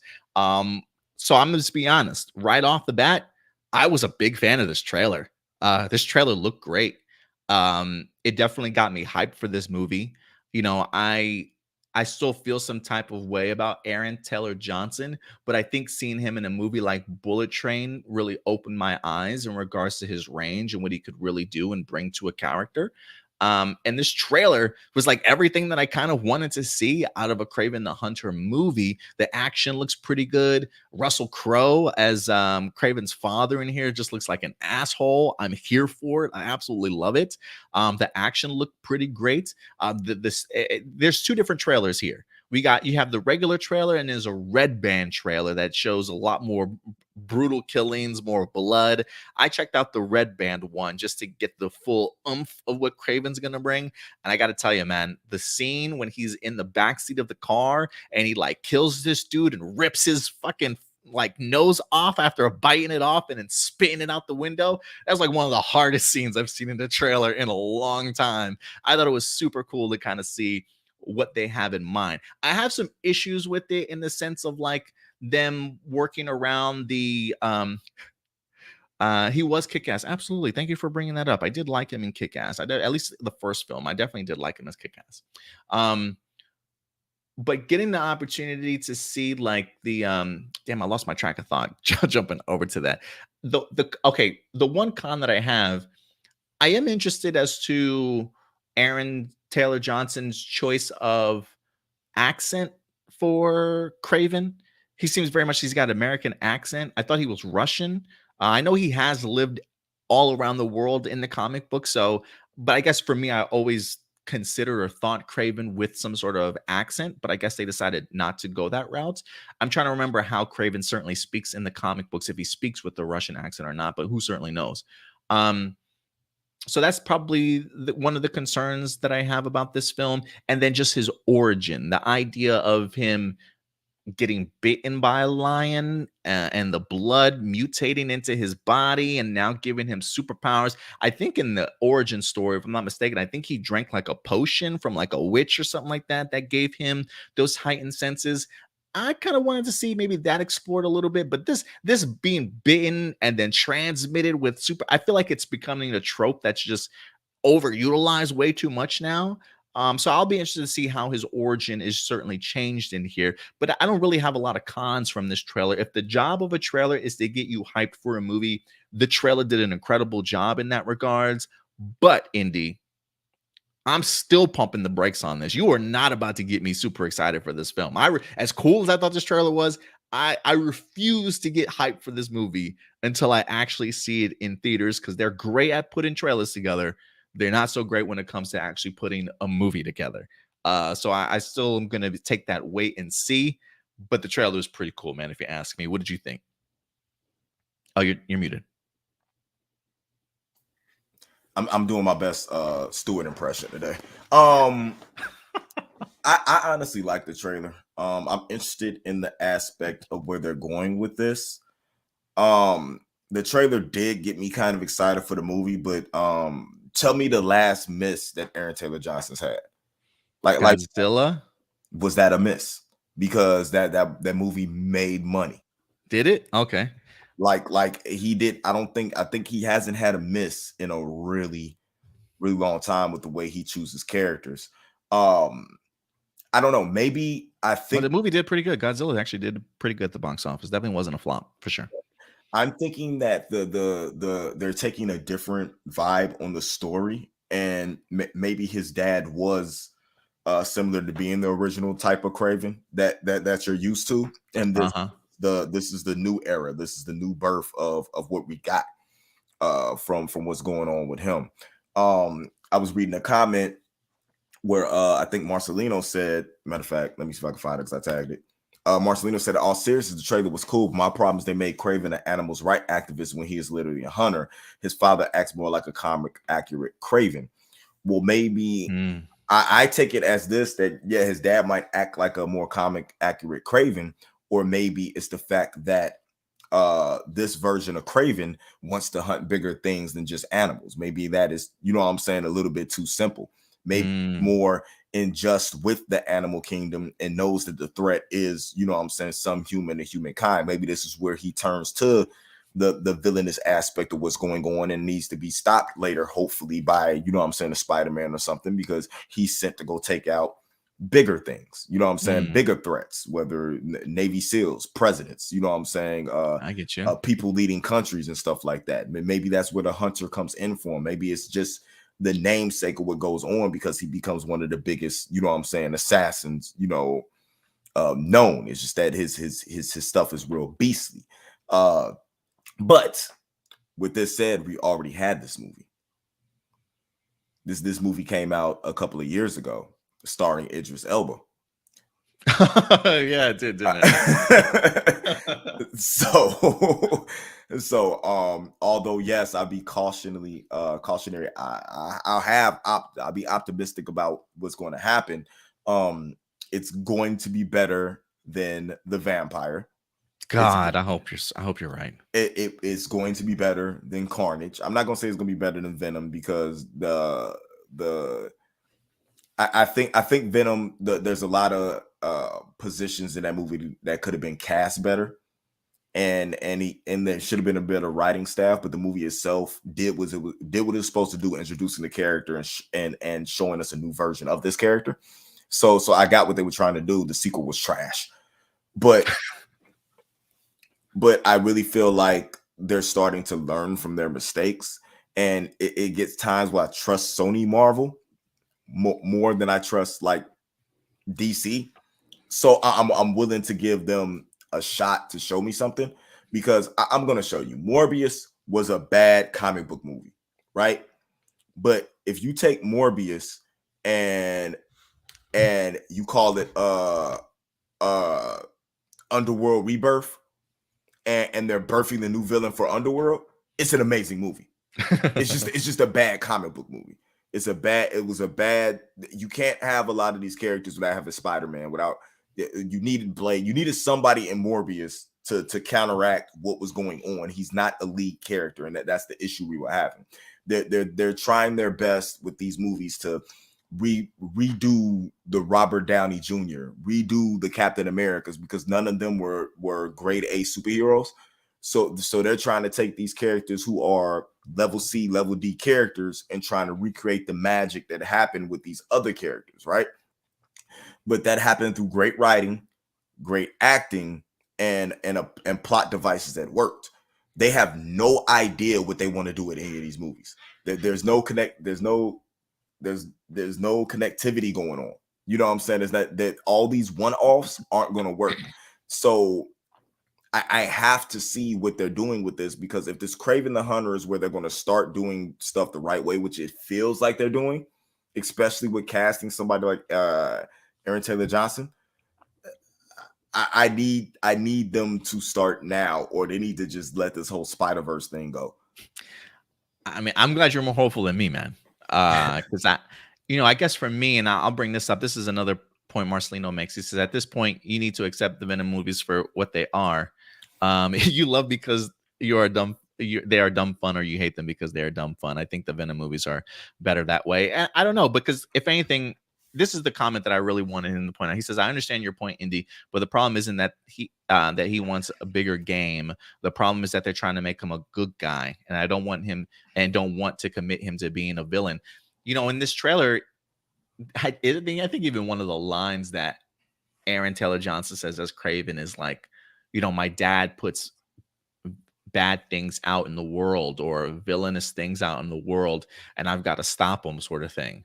Almost like he is the opposite of his father, that pushback. I mean, if you wanted a villain for a movie, it's probably his father, and he's in fact sort of the anti-hero, sort of, once again.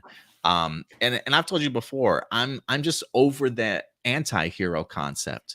I just think that I think there's definitely a better way of getting these characters across as a villain by still allowing them to kind of be the bad guys in their own film to a certain extent.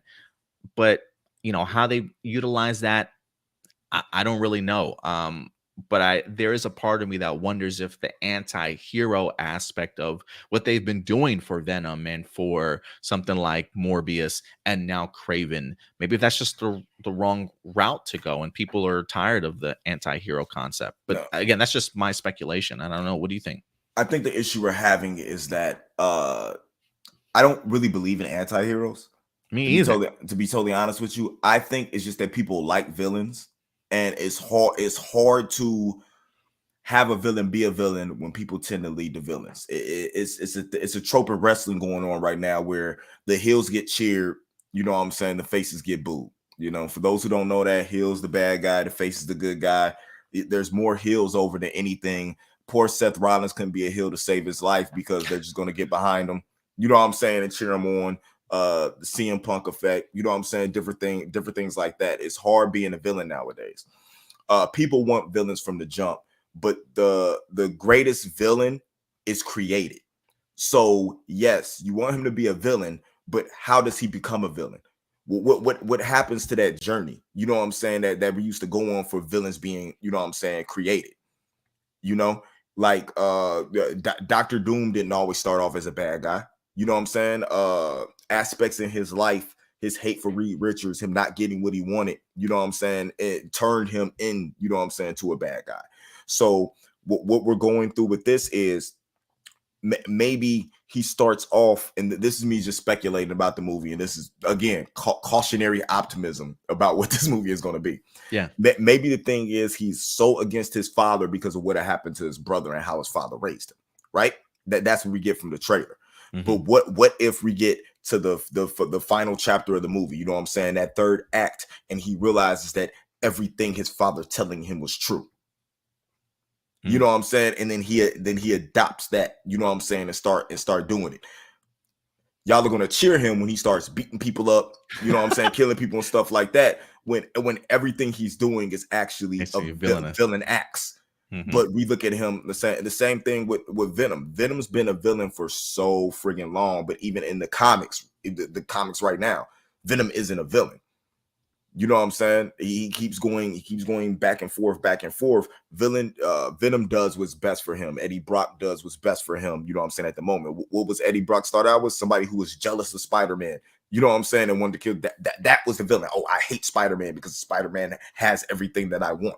You know what I'm saying? Until he gets what he wants, and then it's, oh, this guy isn't so bad. His mind was just, you know what I'm saying, misplaced of what's going on. There's always reason for villains being villains. So why can't we sit here and see what this story is and see if we track to become a villain? I mean, we just a couple of years ago had people saying Thanos was right. I mean, there's still people that say Thanos is right, but look at those people that are saying Thanos is right. Okay, you know what I'm saying? Like that Thanos is idolized. Think about the Marvel villains. You know what I'm saying? That people it's hard to be a villain nowadays. It is hard to be a villain. I'm glad that you're cautiously optimistic. We'll see how this movie certainly turns around and see just really what the end result of Kraven the Hunter is going to be. But I got to tell you, man, first trailer, pretty impressive. I'm definitely going to keep my hype level to a minimum, though, until this movie comes out. But this trailer definitely did its job in regards to getting people hyped for this movie. So definitely, awesome stuff. Everybody can't be Dom Mysterio. I mean, I guess not. All right, guys. With that topic out of the way, we will move on to our next topic as we dive into the world of DC. DC's not looking so good these days, ladies and gentlemen. After The Flash had a subpar weekend in the box office, it's having another brutal second weekend. I think it dropped like 70%, 73% at the box office. It's not even number one. I think it's like number 3 at the box office, maybe even number 4 at the box office as of right now. Not doing too well. And the future of the DCU is very much up in the air. We still have 2 other remaining movies in Blue Beetle, along with Aquaman 2, that's set to go ahead and drop all this year before we actually start getting into the James Gunn DCU. That's going to be starting off with Creature Commandos in 2024. Not quite sure when the Amanda Waller series will be starting, but then we'll get ourselves a Superman Legacy movie in 2025. So big changes are definitely coming to the DCU. And when it comes to the DCU, this past week, James Gunn is in the news again because he talked about the idea of the big differences between how he views the MCU and the DCU. And I think this is pretty informative in regards to maybe how he will be approaching the DCU and how significantly different it definitely is from the MCU. So let's go ahead and dive into this, Indy, and see if this I don't want to say convinces some people, but maybe is pretty eye-opening for some people. So it says James Gunn confirms the biggest way DC's new movies will differ from the MCU.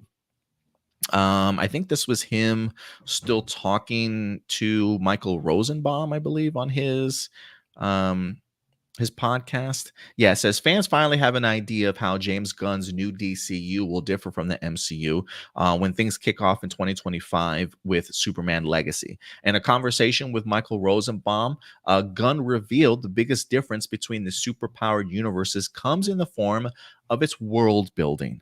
He noted that there are very few traditional superheroes in the MCU. He says the biggest, if you look at the MCU, there are very few traditional superheroes. There was never a guy with a secret identity until Spider-Man in the MCU. Their Cap was turned into a soldier, even though he wears a mask. Iron Man outed himself at the end of the first Iron Man because they didn't want to deal with the secret identity stuff. Adding that comparatively, the DCU has, well, it says, he says, so there's a bit of a fantasy element to the DCU because there are these larger than life superheroes. And you're not going to make, I mean, people are going to do whatever they're going to do in the future. But for me, there's Superman and Clark Kent. They're 2 different characters, and you have to find a way to deal with them that's as grounded as possible within the world of the DC. He says, pointing out that specifically he's excited to tackle the world of DC, the Suicide Squad filmmaker called out getting to craft another alternate history. He says, one of the things I love about DC and excites me about DC is that in a way, it's another alternate history.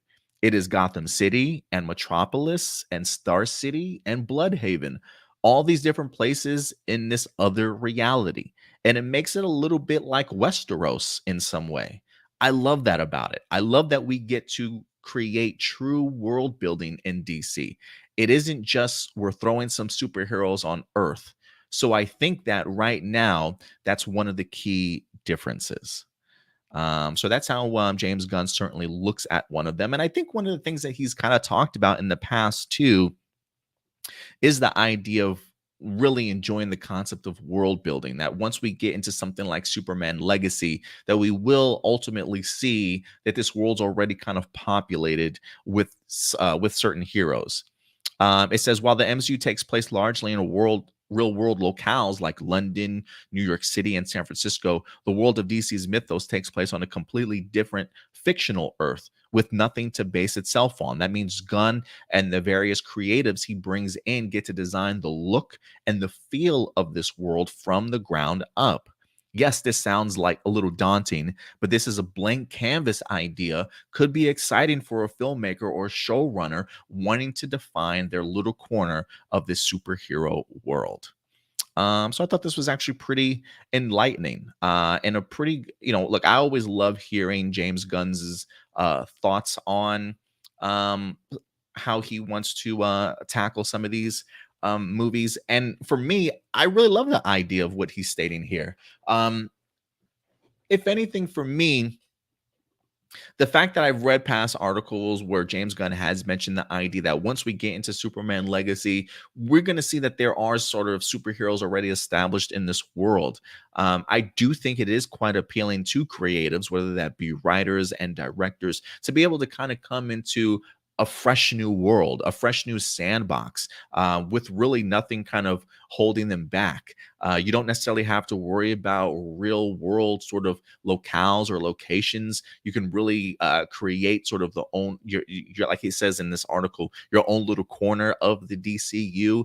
So for me, when I read this, it feels very much like James Gunn knows exactly what he's getting himself into, and really kind of expanding and building on that world. The idea that he's very much approaching Superman as sort of, I don't want to say two different identities, but he clearly separates Superman and Clark Kent.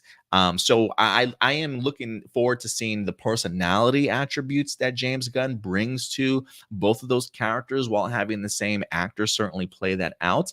And if anything, I am kind of curious to see like what the design of something like a Metropolis is going to look like. Like, while I definitely do think it will certainly take its influences from New York City, because I think in the comic books, when we think of Metropolis, we automatically think of New York City. But I am kind of curious as to what twist he will certainly put on it. I don't think it's just going to be skyscrapers. It will be interesting to kind of see visually what this is certainly going to look like. So for me, if anything, this just lets me know just how daunting of a task this is going to be for James Gunn, to really have to create this entire world, and really have to work with other collaborators and writers and directors to kind of see like what their vision of these other places in this fictional world certainly might be like. So there is something fun about the idea of just having a complete bare sandbox to play in, to kind of create whatever you want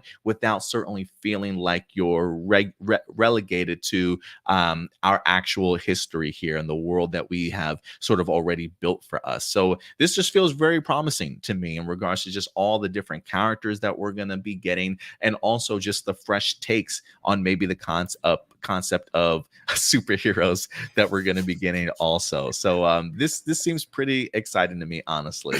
Andy, I don't know if you had the opportunity to check out this article, or if you heard me reading it at all, but seeing how James Gunn does view the differences between DCU and the MCU, really the idea of this being sort of a fictional view of history and just on a completely different world, not really regulated to the locales of London or New York or Chicago, but really building up their own world. How do you feel about this when James Gunn expresses just his differences he feels between the DCU and the MCU? I think they're dumb. Okay. And to be totally honest with you, because it's all fictitious worlds, building up worlds. It's just that the MCU decided to make it more familiar to people. You know what I'm saying? To make it a little bit more relevant, so that you could attach yourself to the characters more. If you're not doing that, how do people relate? You know what I'm saying, to what's going on? The best thing about a Miles Morales is that those you know what I'm saying, those kids, you know what I'm saying, them Puerto Rican and black kids that they grew up, you know what I'm saying, where he grew up, relate to that. People relate to Captain America, they relate to Iron Man and everything like that. If you're not making your characters relatable, what is there for it? Now, I do feel, and that what's crazy to me is that some of the most relatable characters in the MCU are the Guardians.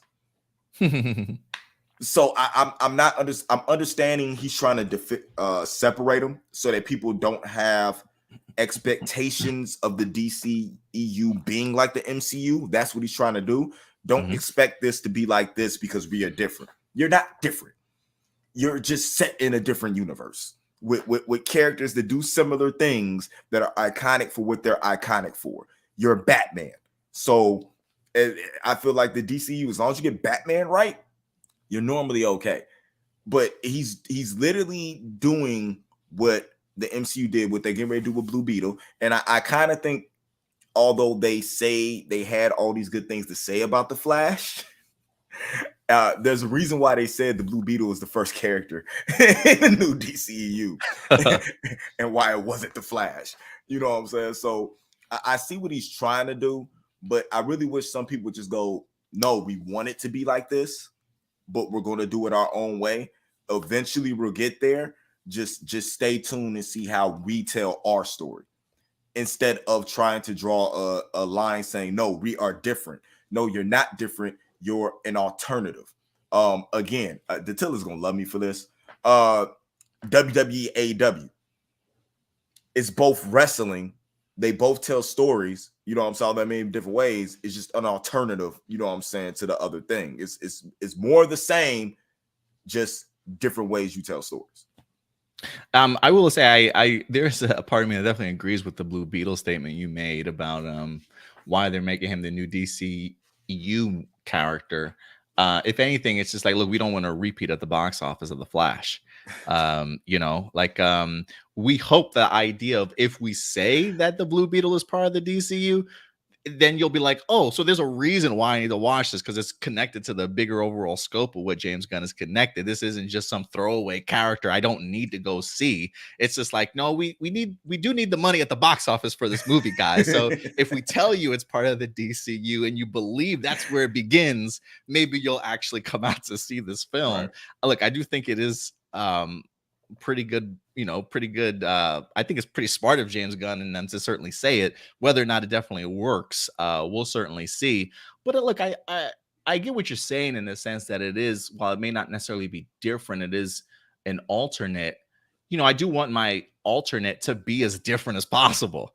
And if the idea of it not taking place on a different world, that has fictitious sort of locations and locales, that's a little bit more interesting to me, because I would expect those locales to look and feel certainly vastly different. And I have always seen DC characters in a much different light than I do MCU characters. I do think that while they both have very much superhuman characters in it, there is a level of, if you want to introduce secret identities, I think that's actually a pretty cool concept that the MCU doesn't really explore, right? Like, that's another layer of character development that maybe we don't see so much in the MCU, that I do think DCU, to showcase, hey, this is why we're different, I do think that could certainly benefit them in big ways as well. So while I don't think it's vastly different from the MCU, I definitely would agree with you that yes, it is an alternative, but I do think it being an alternative can also hint at there being minimal differences that I think go certainly a long way. Now, whether or not that helps make them successful movies, who certainly knows?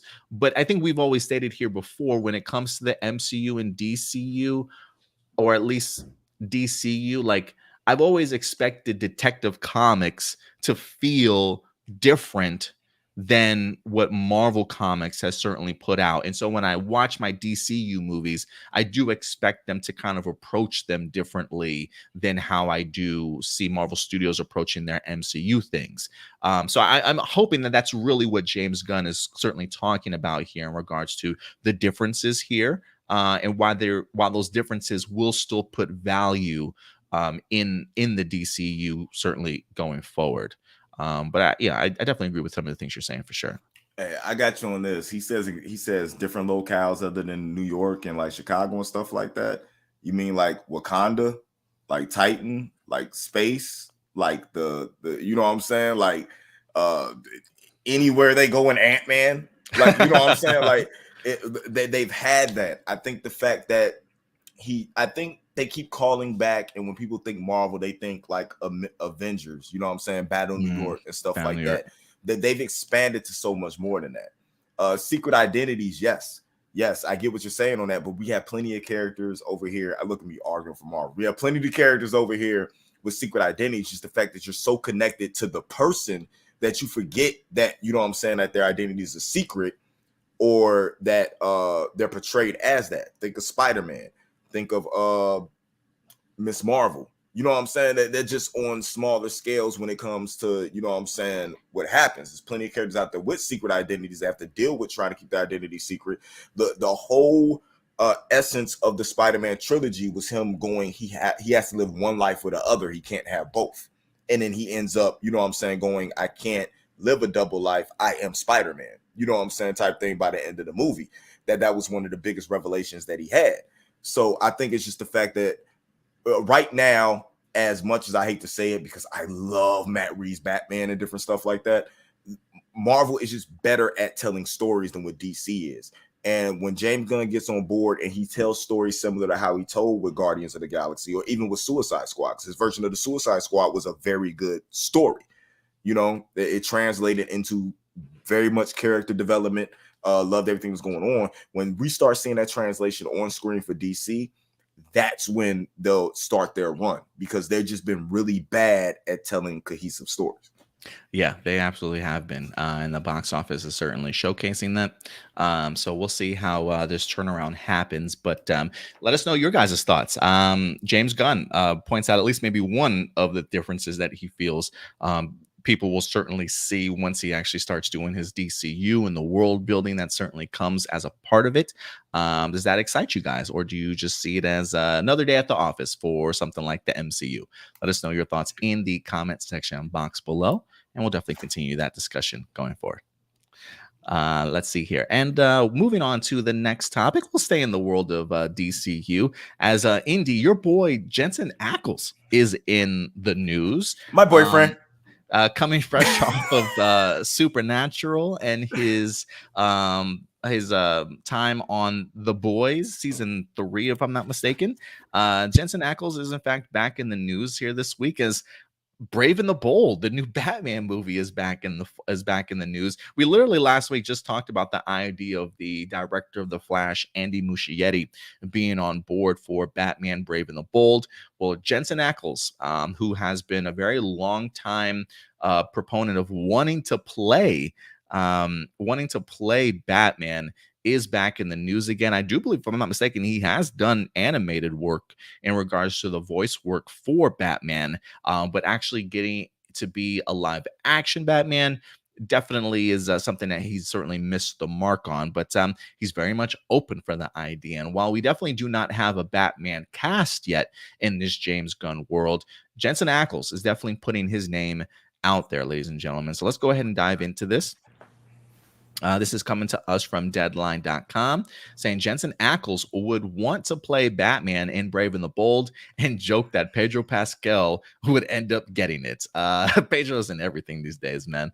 But let's go ahead and dive into this real quick and see what Jensen is talking about. So fans of the superhero genre have thrown out names of who they want next, the next Bruce Wayne to be. And Supernatural alum Jensen Ackles recently addressed the rumors that he was up for the role. He says, I don't know.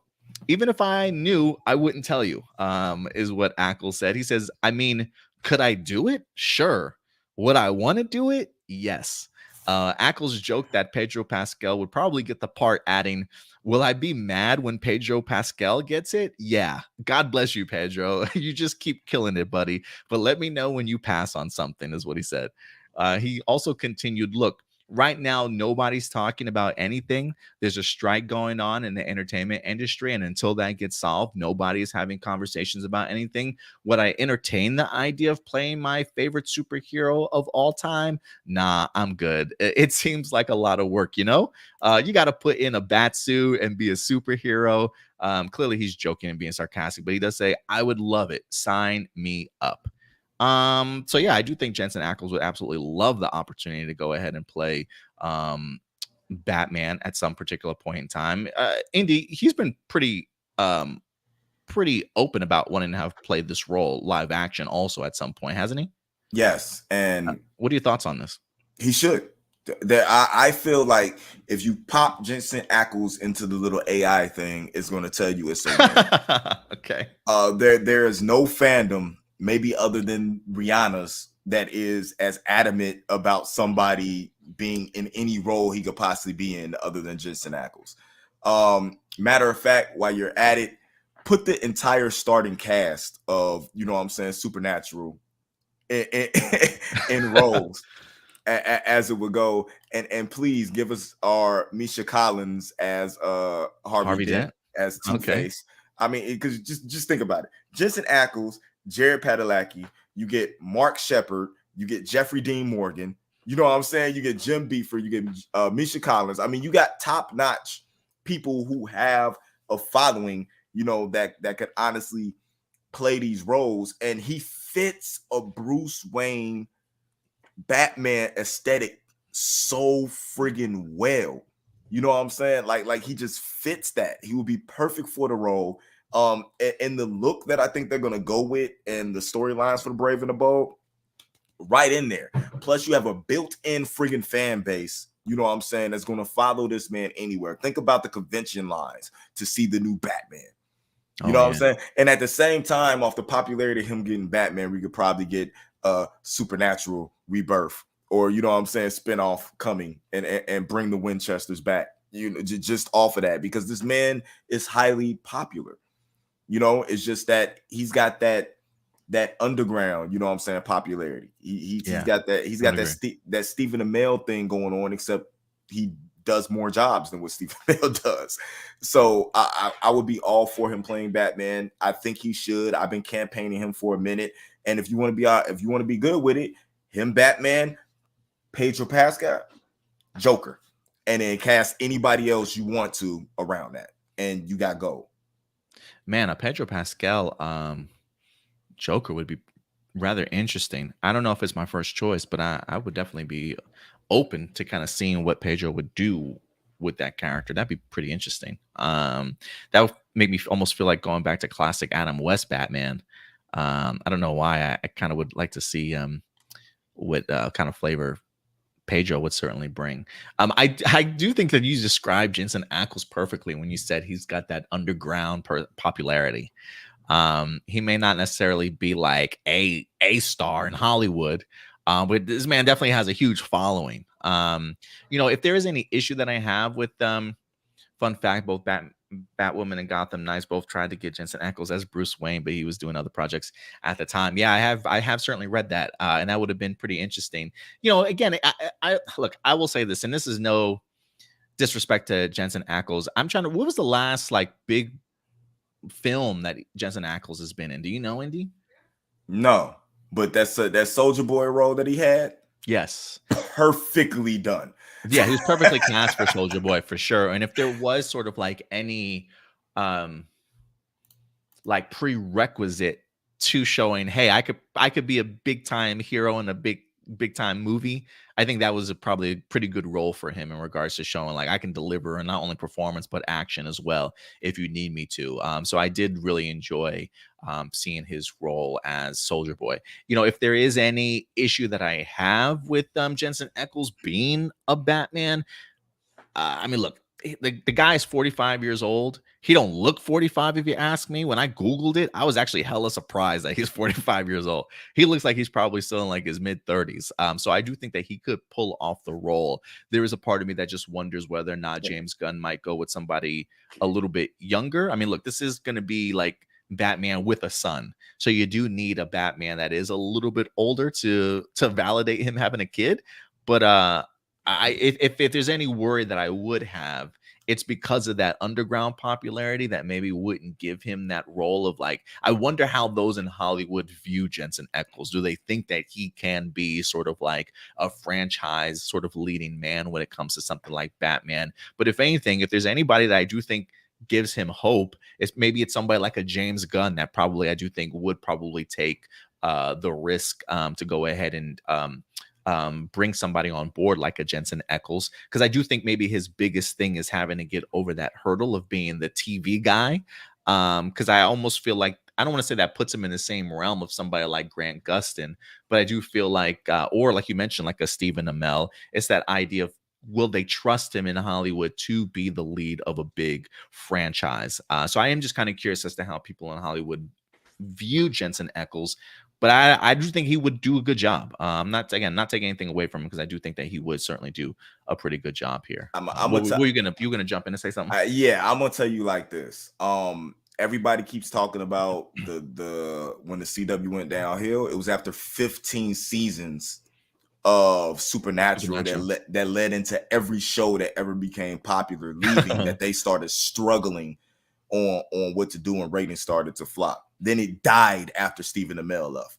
So it's like, what else does this man have to do to prove at every role he's been in and everything that he's had, you know what I'm saying, touched, whether it was the short roles in Smallville, the short roles in Dark Angel, the years that he was on Days of Our Lives, the fact that he was the best thing about The Boys last season, you know what I'm saying, and then just to run on Supernatural is crazy. And the funny thing about it is, if they wouldn't have called it quits, like, we want to step away from this role because we feel like these characters go nowhere else, Supernatural will still be on the air today. It probably would be, yeah.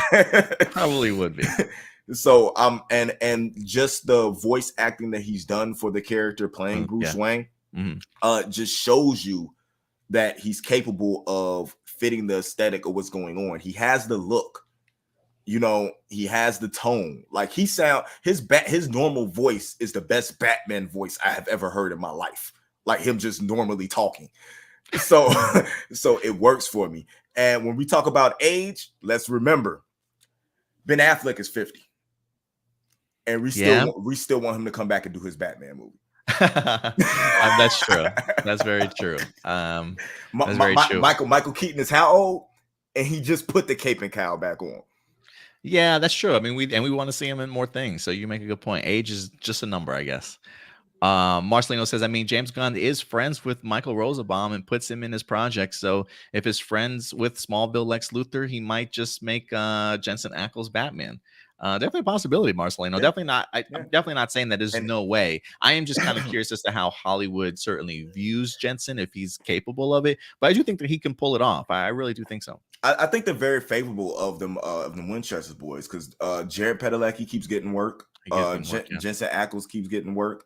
So I think they favor them well, and they keep getting leading roles. You know what I'm saying? In the work they do, they know what that is. It's just the fact that he's been holding out for this, as far as when it comes to the superhero world. Because I'll be totally honest with you, if he wasn't holding out for Batman, I think there's a couple of roles that Marvel would have had him for. But he's always working, and that's the problem. Like, every time somebody wants to put him in something, he's doing something else.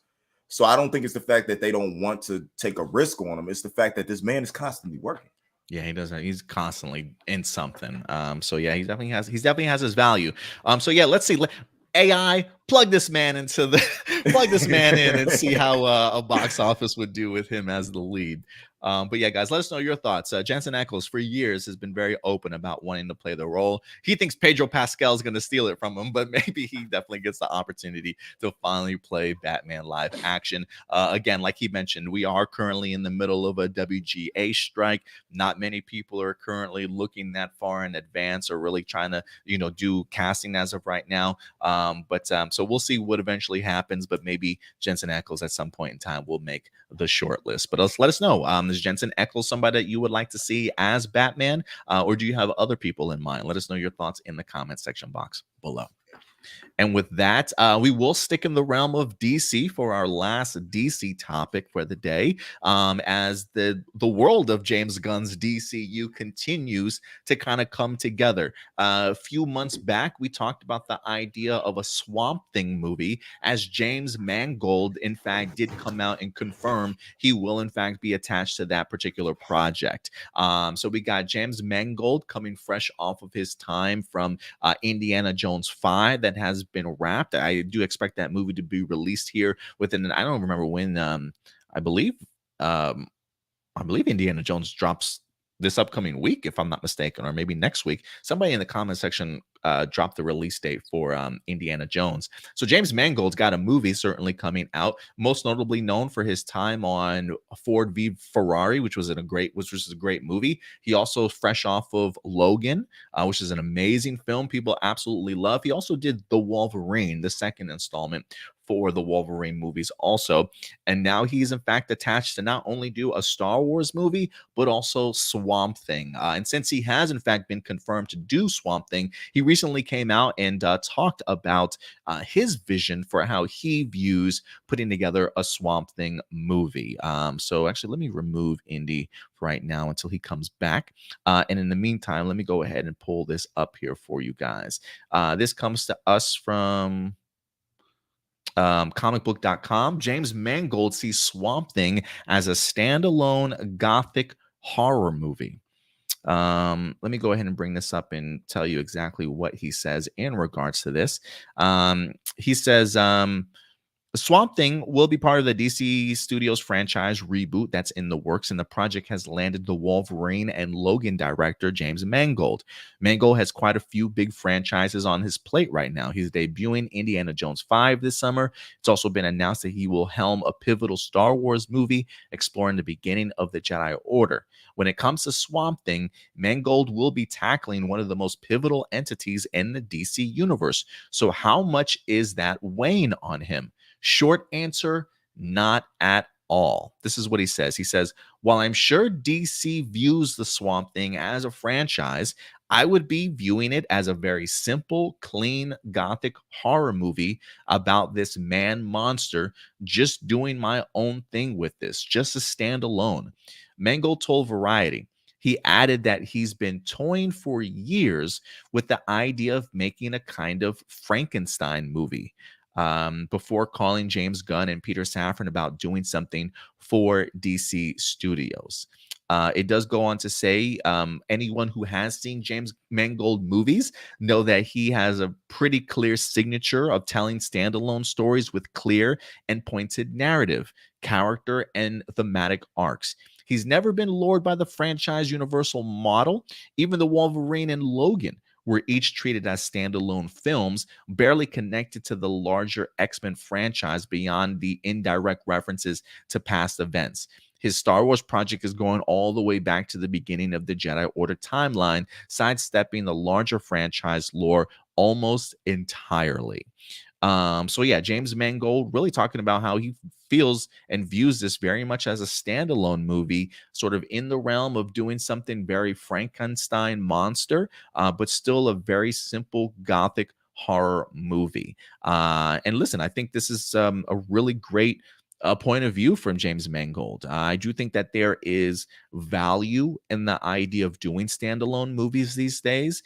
Everything very much is connected when it comes to these big franchises. You know, one movie's got to lead into the other one. You got to drop these big sort of connective tissues to, you know, bigger stories and things like that.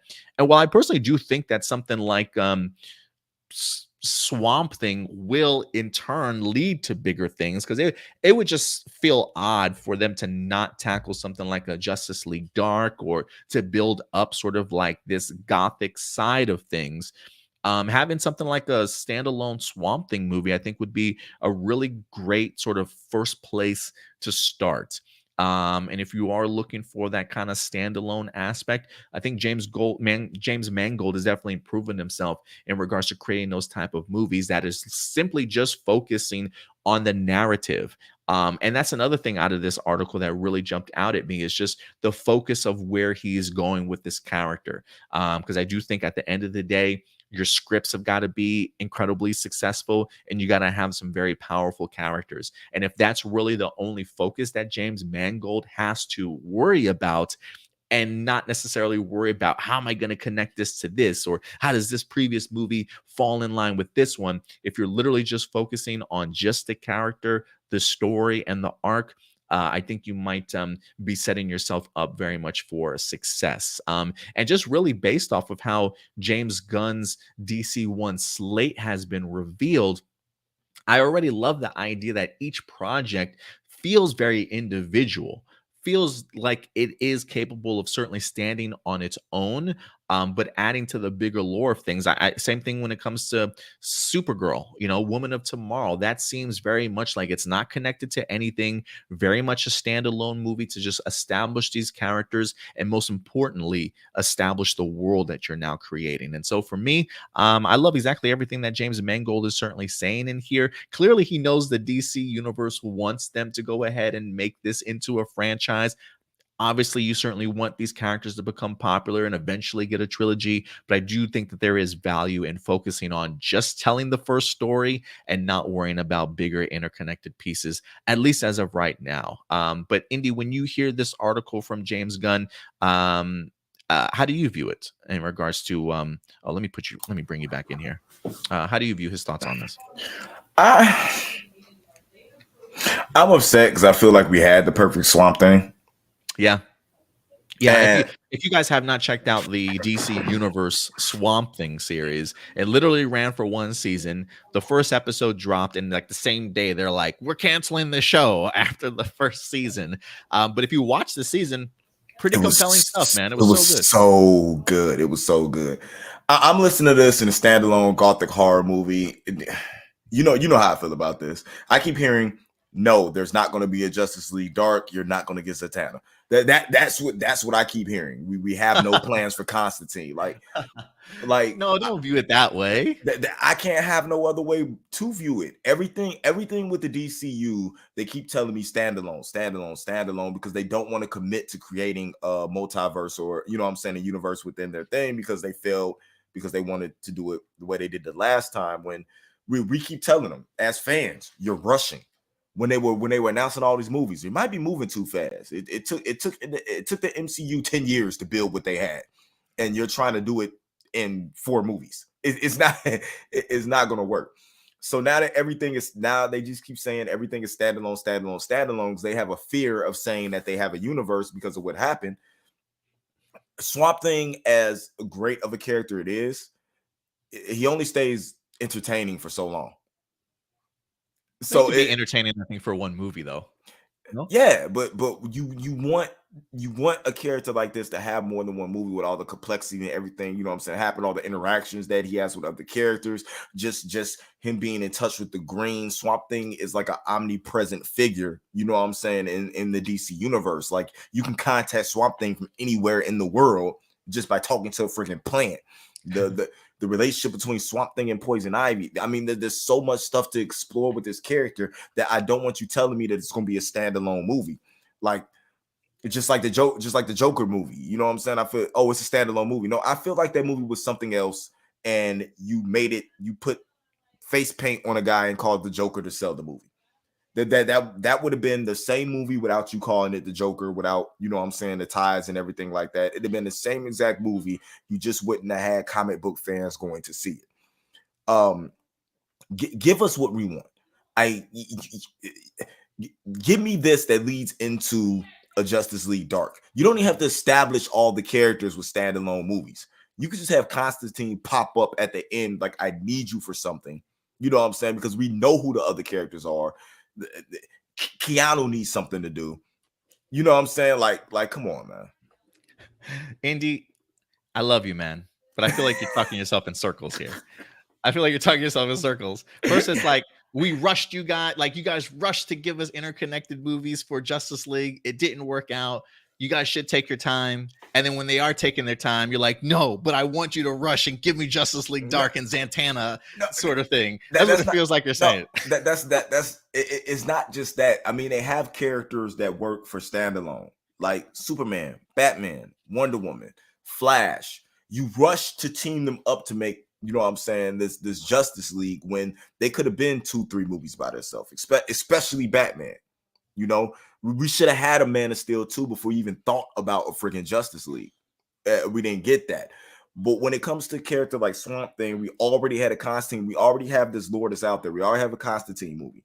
You know what I'm saying? We already have touches of these other characters stretched out in other movies. Tie into your animated universe. Make your animated universe canon into what's happening, you know what I'm saying, in the cinematic universe. Like it's ways to handle this that I think they're not looking into, because, like you said earlier, I feel like everybody's just worried about revenue. rather than, you know what I'm saying, the enjoyment and the content of the universe. The revenue will come. It's like if you build it, they will come. Like all you have to do is just build the world. It really doesn't take much. This world is so rich. You missed out horribly on Green Lantern. There's so much stuff you could do that I've tried so often not to just be down on you about, but you are not. This is what I think. After having such a great series and Swamp Thing, I know how the DC EU works. This movie's gonna be fucking horrible. What? Indy, stop. It is. It's gonna it's gonna be horrible. All the hype about the Flash, and it's mid. Like it's mid. Well, yeah, no, I get that, but we're talking about a whole nother regime change here, though, right? Like David Zaslav, James Gunn, Peter Safran, they didn't make the Flash movie. No, but they said it's the greatest thing they ever saw. I mean, granted, that's like the first. Honestly, that's like the first thing I feel like that's come out of James Gunn's mouth that I'm just like, bro, what are you talking about? Like, I get the idea that you need to hype up this movie as much as you possibly can. I totally understand that, but it's just way too overhyped. I think it was the most ridiculous thing he had ever said. Let me just push some pushback to this real quick, because I think you've lost it, bro. No, I think you've lost it. Right before you go, I think it's this. Okay. I think it's going to take me seeing Blue Beetle before I'm able to give rights to anything else that they're talking about. Like I have to see what this movie does. I have to see if it's going to go in a direction different, like they said, or if it's going to be more of the same. So let me say it's not the fact that I don't think that it could be good or try. It's just that I'm going off of they have to prove themselves. I'm going off of prior. I'm not going to hype myself up for failure. So I'm going off of what I've been shown. You have to show me different. I get you. And if anything, I would almost say put some expectations on Blue Beetle also. Because we just had this conversation, right? Like James Gunn is literally saying Blue Beetle is our first DCU character. And while I get the idea that it's like, hey, maybe he likes this movie enough to where it's like, look, you know, DC Blue Beetle will pop up again at some particular point in time. I'm still holding my breath for not only Blue Beetle, but also Aquaman 2. I think if anything, my first expectation for what the DCU will be, or really listening to anybody, will probably be Creature Commandos and Waller. So they can talk highly about Aquaman 2. They can talk as highly about Blue Beetle as they want. But I know that those two movies came from a different regime. And I get the idea that they just simply want people to go back to the box office to see these movies to help boost up what might come into the future. So I just see those all as talking points when it comes to Blue Beetle and Aquaman 2. I'm not going to let them get me hyped up for those movies. Even though I'm already hyped for Blue Beetle, I don't need them adding in more additional hype to these movies as far as it goes. My sort of bar will then be set once it comes to Creature Commandos, Waller, and especially sort of Superman Legacy. And to just kind of just a push back in regards to the Swamp thing, you know, one of the things that I've enjoyed so far about that DCU Chapter 1 slate is that I think each character and decision to greenlight these projects come from a place of world building. You know, the idea that we are going to be introduced to characters that have never had the opportunity to be live action on the big screen before, or utilized in different ways that we certainly haven't. And when you have a world that's so rich like the DCU, and their characters, you know, I think you need a starting point someplace. And I think each of these individual movies is a starting point for those worlds that will eventually be expanded upon. Like, you know, I don't think a movie like Guardians of the Galaxy, while I think they clearly had plans on that to be a much bigger franchise, you know, it definitely opened the door for like the cosmic realm of the MCU to be kind of explored. And when you look at a movie like Swamp Thing, none of the other movies or series that come before are quite like the Swamp Thing, nor does it explore that aspect of the DC universe like any of the other films. And so I get the idea of it wanting to be a standalone film because you need to set that precedent. You need to set that world and establish it on the big screen. Have we seen that before in Constantine years ago with Keanu Reeves? Yeah, but clearly that may not even be coming to fruition anymore. Have we seen this maybe on the world of television? Maybe, but have we seen it on the big screen for DC live action wise? We really haven't. And so while I do think James Mangold's focus is to make this a standalone movie, I still think what he establishes in the standalone movie will just expand that side of the DCU so that we could eventually get things like a Zatanna, maybe a new Constantine movie that will eventually lead to something like Justice League Dark. Because I do think that James Gunn does have a plan. I mean, the guy and them have literally sat and done a writing room to go ahead and create up the next 10 years of the DCU sort of thing. So I do think we will get to that point of crossovers and seeing other characters kind of pop in and out of this particular world. But I do think because the DCU is so vast, you have to set up these beginning points.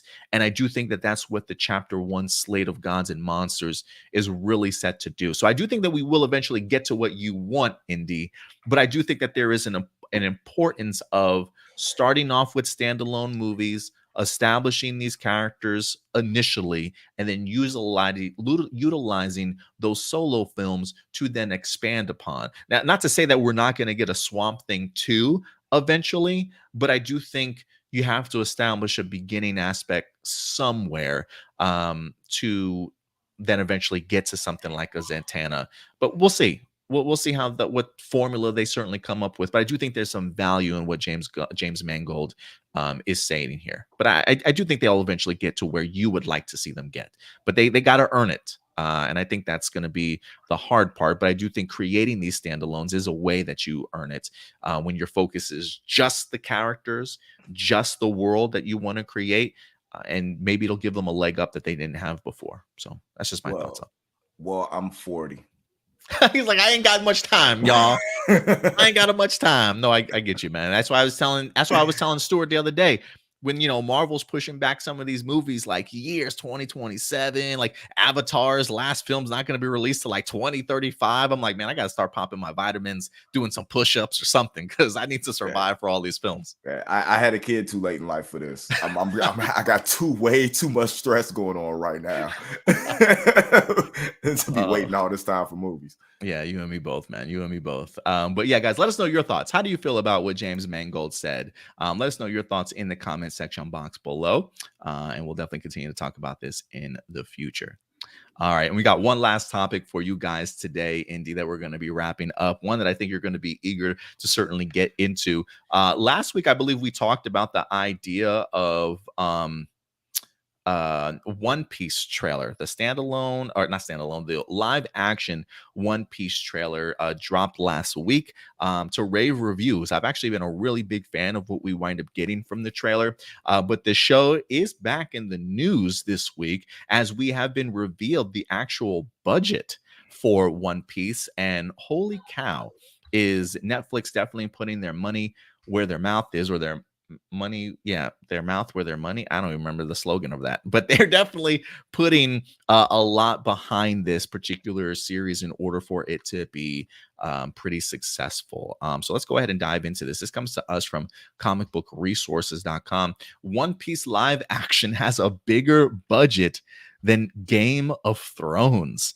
And I think as we continue in the streaming world here, as they continue to up the ante, more and more money will definitely go towards these shows, but Netflix is not playing around here. So it says a new report shows how invested Netflix is into its live action One Piece series.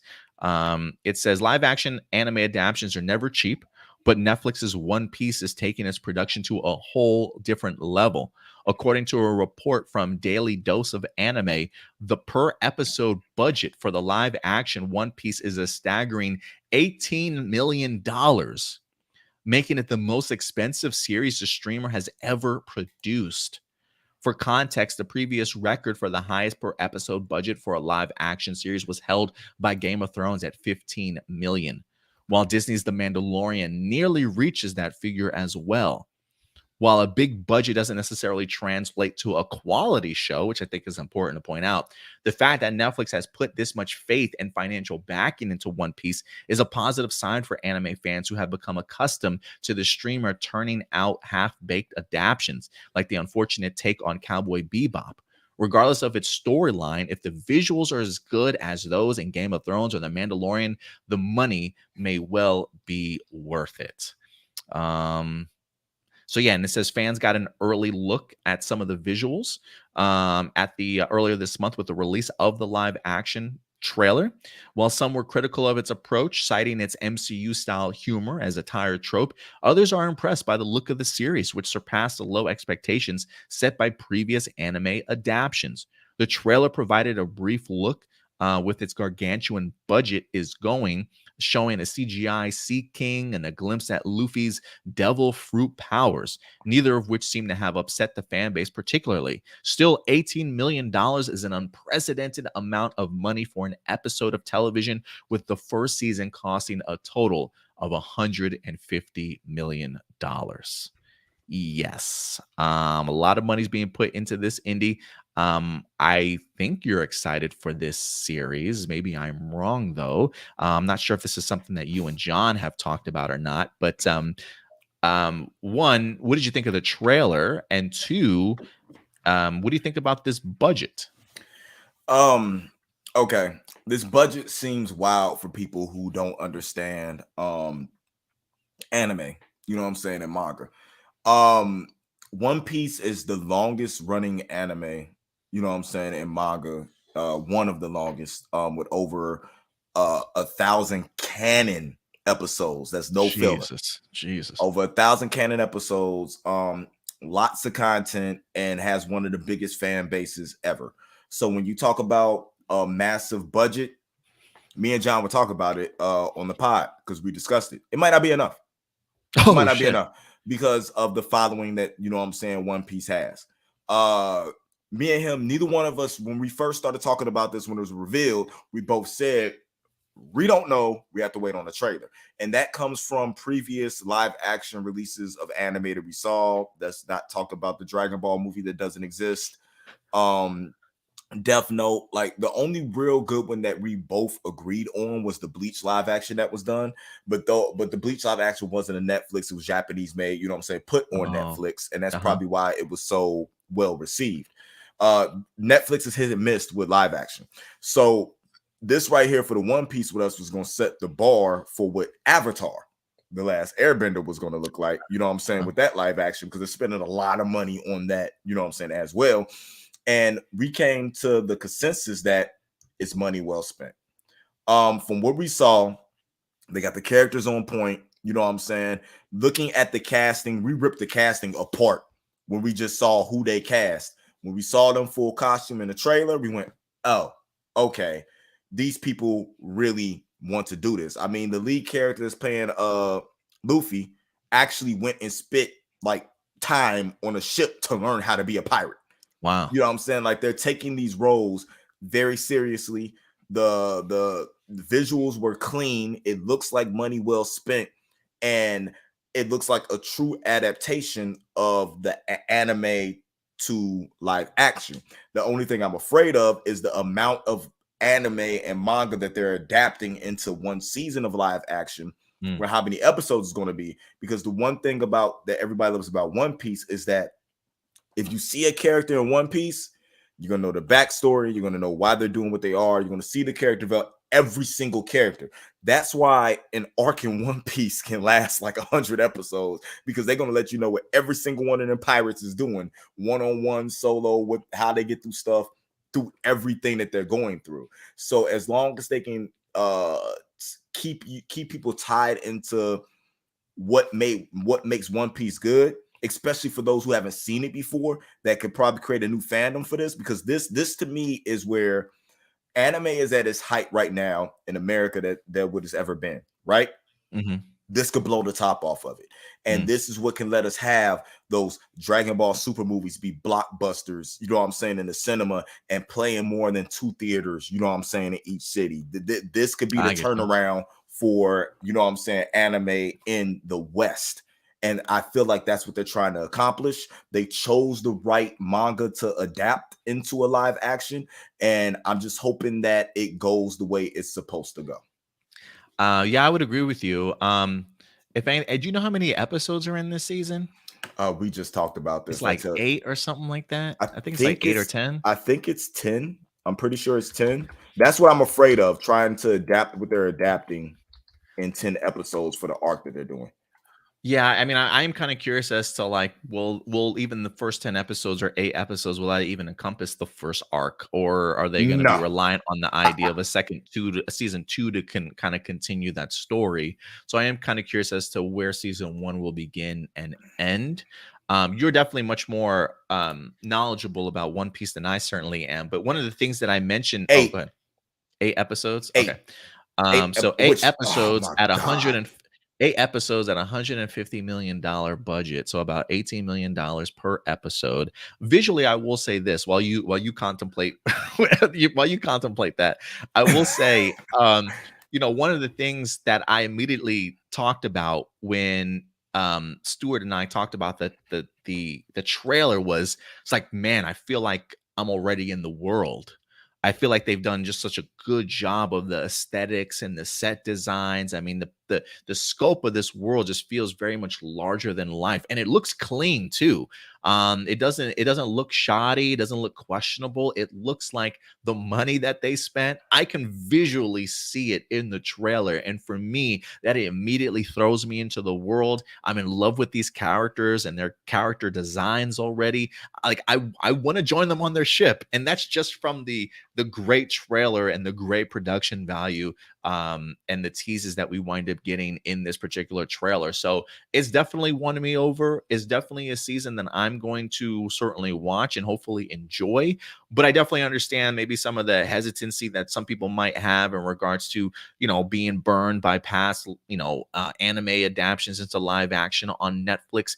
But I do think also the idea of the creator being as heavily involved in this particular show gives me a little bit more confidence. He did come out in an interview several weeks ago, or maybe a month or so ago, and he talked about the struggles that he's had with Netflix at times for them to kind of get on the same page, but just how determined that they have been in regards to truly getting it right. That at the end of the day, he really has sort of the final say in regards to what gets greenlit, if this show even happens, sort of thing, right? So I love the idea that he's managed to keep some level of control in regards to what this season in this show could certainly be. And I think the fact that him and Netflix, while at times maybe butting heads, the idea that they're able to kind of come together and create something, and it visually at least looks this appealing, and I've also got the creator attached to it,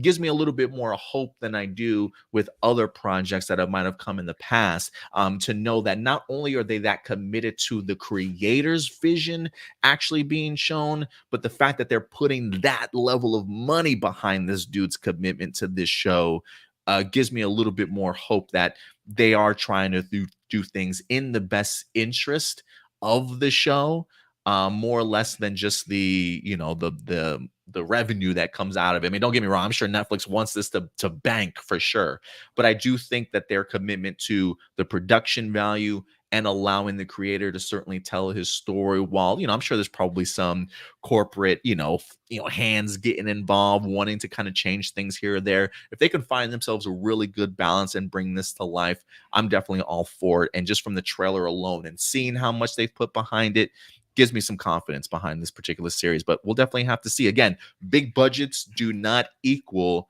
great stories. But again, I think a creator being attached says a lot. This is the difference when I say that. Big budgets don't equal great stories, but big budgets equal great television if the stories were already written. So I think the budget was spent on something that they know is already a good story and is already there. They just needed the money to make sure that specific story was told right on the big screen. And like I told John, Microsoft is missing a major thing right here by not having like some type of licensed what's it called, the pirate the pirate game, Sea of Thieves, by not having any type of licensed content for One Piece right now in Sea of Thieves. Like Wait, the say like that it, again. Say that again. I'm sorry. Microsoft is missing out not having any licensed One Piece content in Sea of Thieves. And I Mm. think Netflix is doing the same thing. That they need to do everything possible to make sure this goes off without a hitch. Yeah, I definitely agree with you there.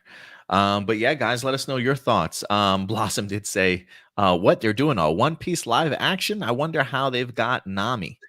So yeah, live action is certainly coming. Let me see when this releases, because they've been, not only did they drop a trailer, they've been dropping posters. Let me see release date. It's probably what, June? Oh, August. I'm sorry, August 31st. Yeah, One Piece release date. So August 31st, we'll be getting it on Netflix. there was another live action recently that was done very well. That live action movie that people keep forgetting about, and that a little bit of money got spent on. Little movie called Alita Battle Angel.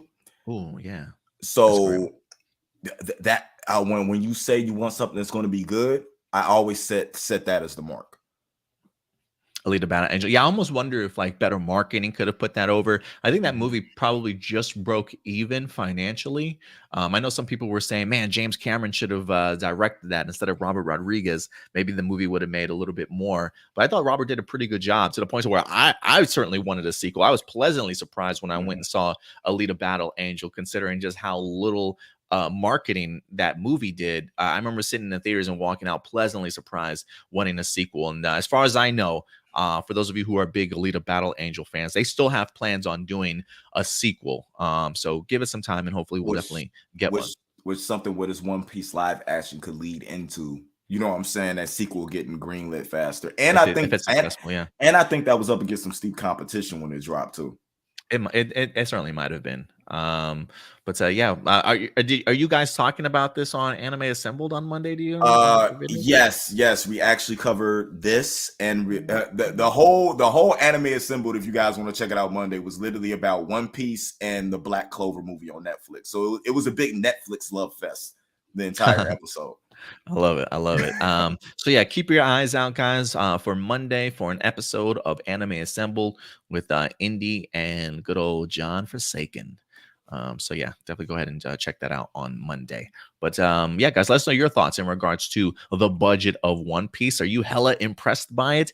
Do you think that this means good things for One Piece? Definitely go ahead and let me know your thoughts in the comment section box below, guys, and we'll definitely continue those conversations with you throughout the remainder of the week. And comments go a long way for the channel, as far as like the algorithm for the video and putting itself out there. So always like, share, subscribe and comment. It definitely does go a long way. All right, guys. And with that out of the way, that will wrap up all of our main topics for today.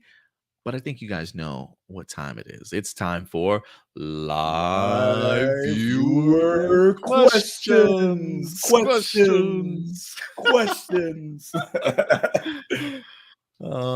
Let's see here. So for those of you who don't know, again, if you ever want to go ahead and submit a live viewer question, always go over to our main YouTube page, click on that community tab, and feel free to drop a question for us.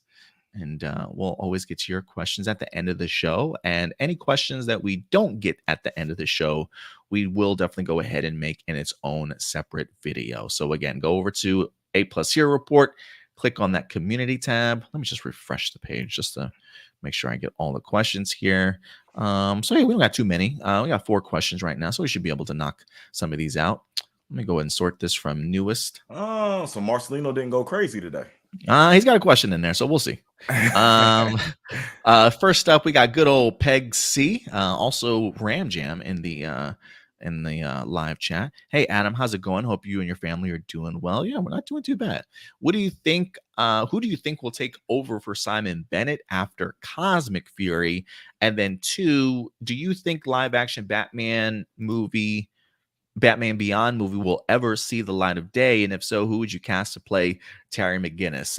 So let me start off with the first one. With Simon Bennett exiting Power Rangers after Cosmic Fury, I think right now the 2 people that here attached to a lot of the projects for the reboot has been Jonathan Entwistle and most importantly Jenny Klein.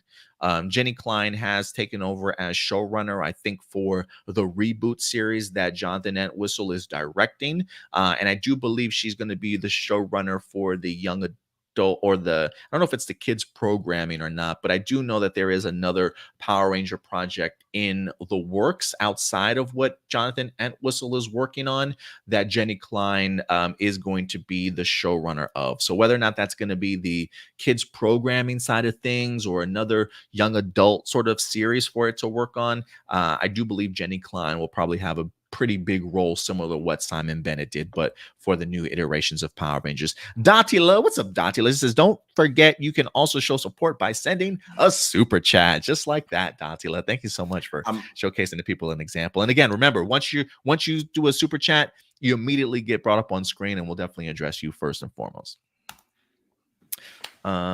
Let's see here. And then last but not least, do you think live action Batman Beyond movie will ever see the light of day, Indy? And do you have anybody in mind for Terry McGinnis?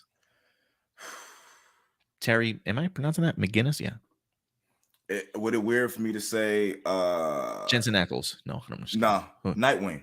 Nightwing from Titans. Nightwing? Oh, Brenton Thwaites? Yeah. Homeboy? Okay. Ooh, yeah. I kind of dig that. That'd be like coming full circle. I really loved him as Nightwing. In fact, he was so good. He was so good. He was so good. In fact, look, James Gunn, if you're listening, if you need a Nightwing for Batman Brave and the Bold, I would actually absolutely love Brenton Thwaites to certainly come back. Yeah. Who would you come into that? Who are we casting as Damian Wayne? Fuck, I don't know. I've seen some people suggest the kid from I see the kid, but I'm sure he's an adult. The guy from Umbrella Academy.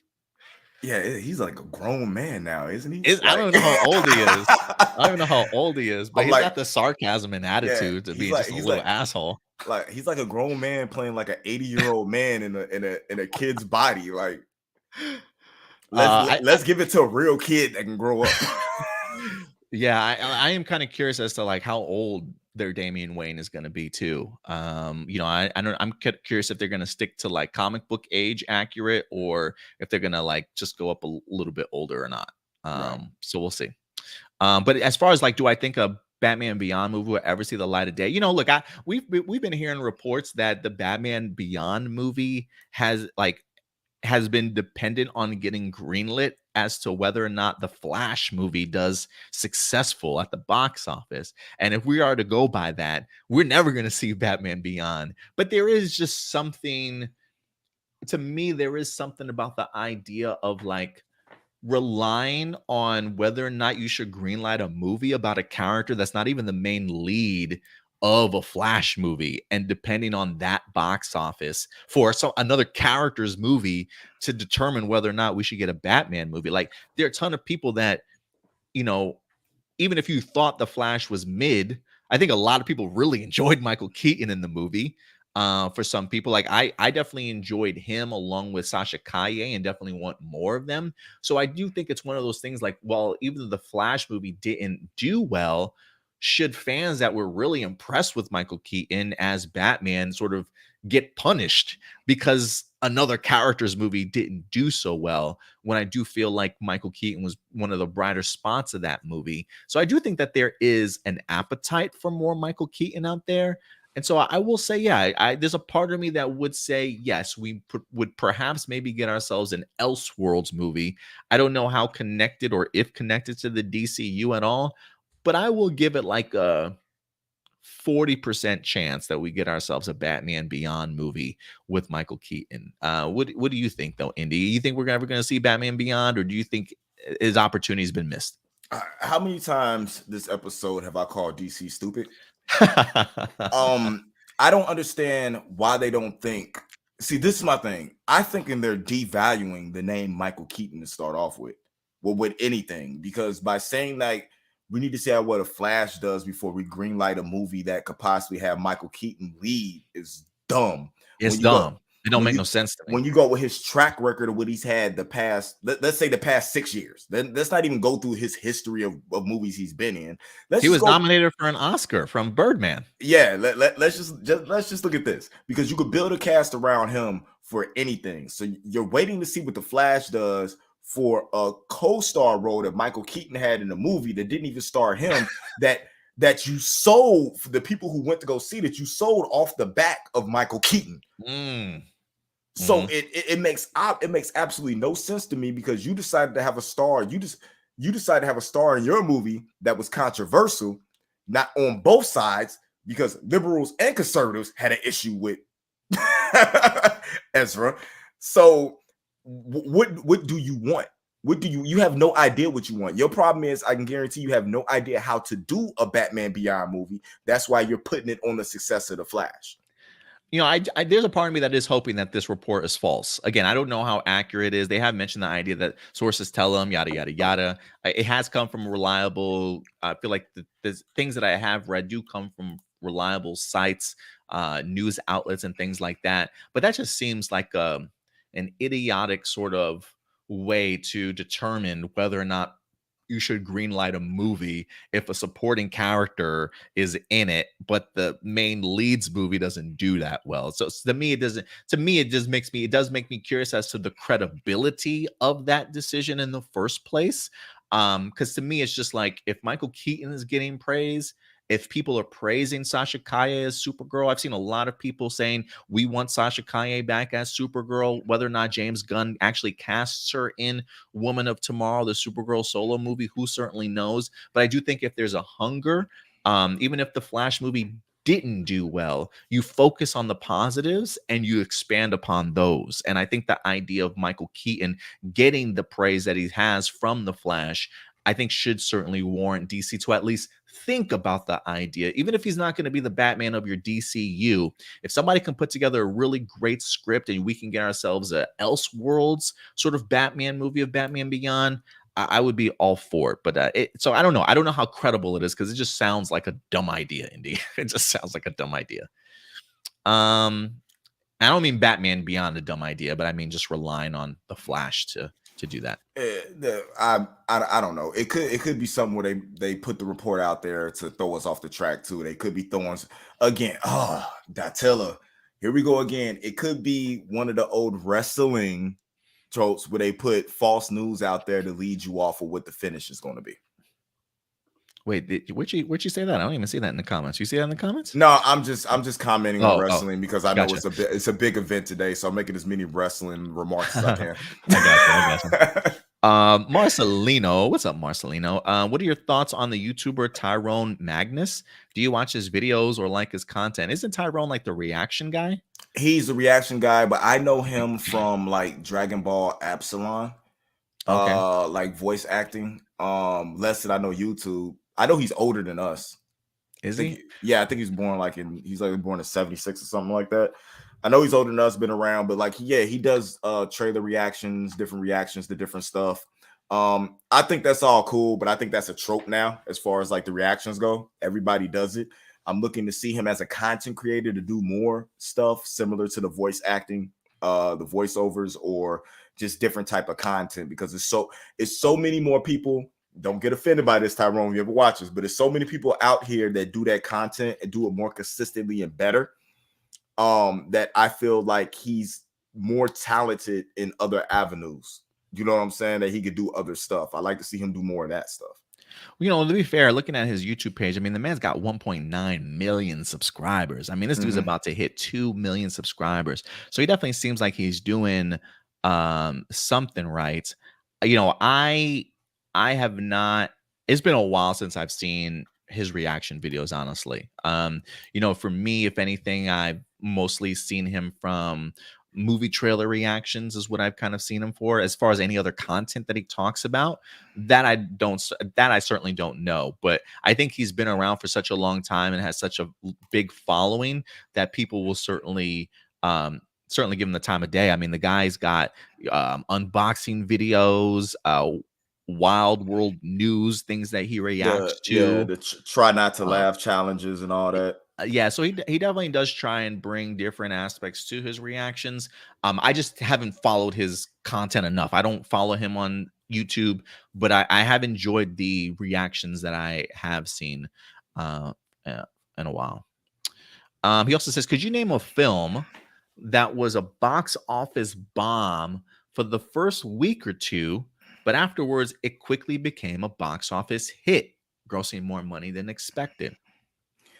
I I personally can't, but I don't think anything is a box office, but anything that does it, I don't think it was a bomb. If it didn't make money the first 2 weeks, what I'm going to say is there was something more popular out than it running. And then when that died down off of the popularity of that, that's normally when another movie, you know what I'm saying, picks up and starts grossing more money off of word of mouth.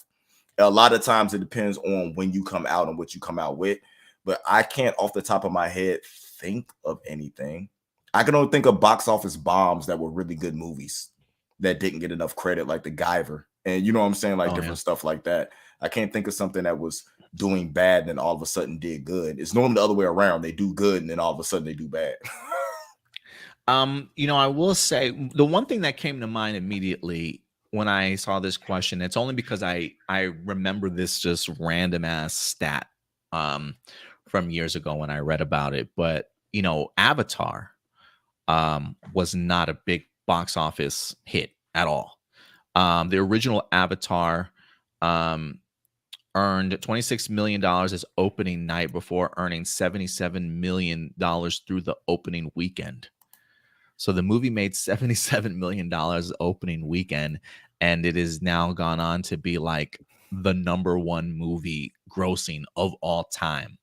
I think the movie itself had extremely long legs. I think it was in the box office almost a year, like 200 something days, which was just unheard of. But Avatar did not do well its opening weekend, making $77 million, only for it to go on to be like number one or number two right now when it comes to all-time gross. So I think that's a really great example of first week one or two that didn't do too well, but went on to make a ton of money. I think that first Avatar movie is a great example of that. Let me see here. What else we got? Jessica Friedman coming through. What are you looking forward to seeing in the 10-episode fourth season of Superman and Lois? And how do you think they will write out Sam, Lana, and her family, and John and Nat? I don't know. What about, do you know, Indy? Any ideas? I have no idea. Kidnap them or have them just move. Or have them move away. Like, oh, they moved. She got a job and she went somewhere. That's the easy way to write it off. Lana got a job somewhere that's going to have them better off because they've been struggling with money and stuff. You know what I'm saying? Everything. She got a good paying job and moved. Man, I wonder how empty season 10 is going to feel. I hope not too empty. I mean, I know they're not series regulars anymore. They're going to be recurring characters, but I hope they got to have some sort of presence in this series. I guess it's just going to be Superman and Lex with all the focus, huh? I have no idea what this season is going to be for season 4. I feel like they're ripping the core out of what this show is, and that's going to be a detriment to the show because the interaction between all the characters is what made this show enjoyable. It was juggling the emotions and everything that was going on, and I feel like they do this a lot when they just, oh, we're going to cut the budget, we'll take these people out, not understanding how important those characters are to the heart of the show.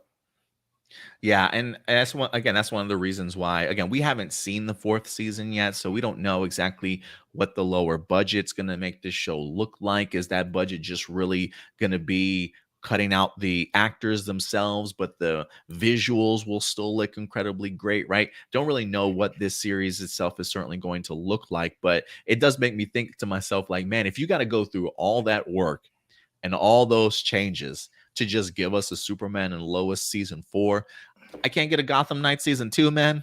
You can't just move this shit over to HBO Max and still keep the core of your characters and the budget up there. Move this shit over to HBO Max, man. Like, if you're that worried and concerned about a lower budget, go with Gotham Knights. But again, that's probably not going to draw the same eyes or the same viewership and rating that Superman and Lois would certainly go. So I definitely get it. But it's just, I guess we'll have to see season 4 to kind of see how much has been undercutted out of this particular season. But hopefully it's still a good one. Marcelino says they reduced the cast to continue great visuals, but I think fans will look past bad visuals since the writing is so strong. It's the reason why the Vampire Diaries originals and Supernatural stayed on for so long. Did nobody care about the visuals? They were there more for the story.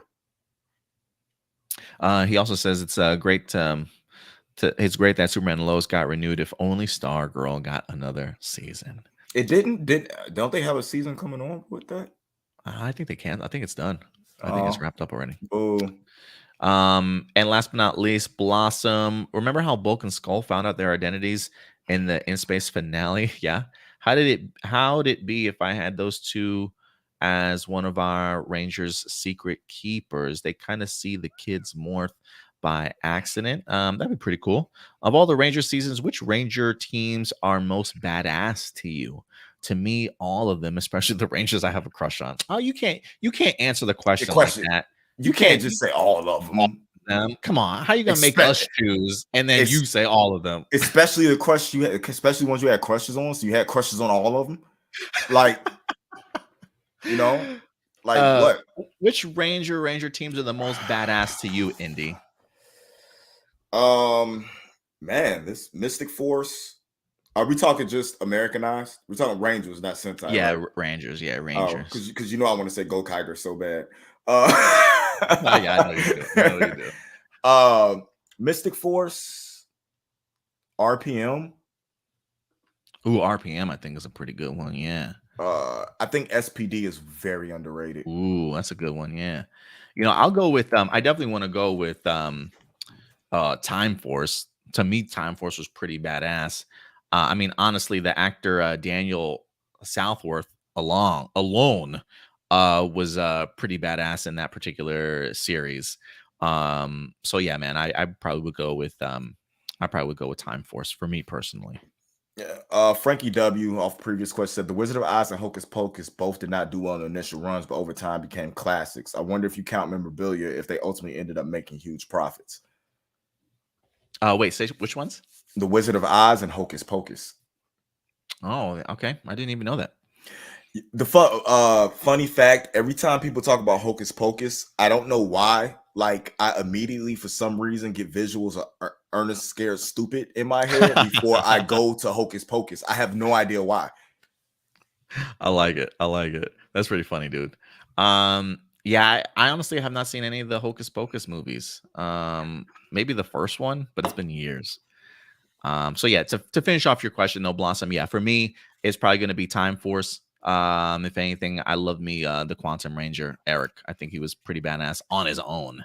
But yeah. All right. Marcelino said SPD isn't underrated. It's extremely popular. It's extremely popular after it aired, but as it was airing, it wasn't that popular. And if you ask people who their favorite Ranger teams are, SPD isn't one of the ones that come off the top of the head for a lot of people.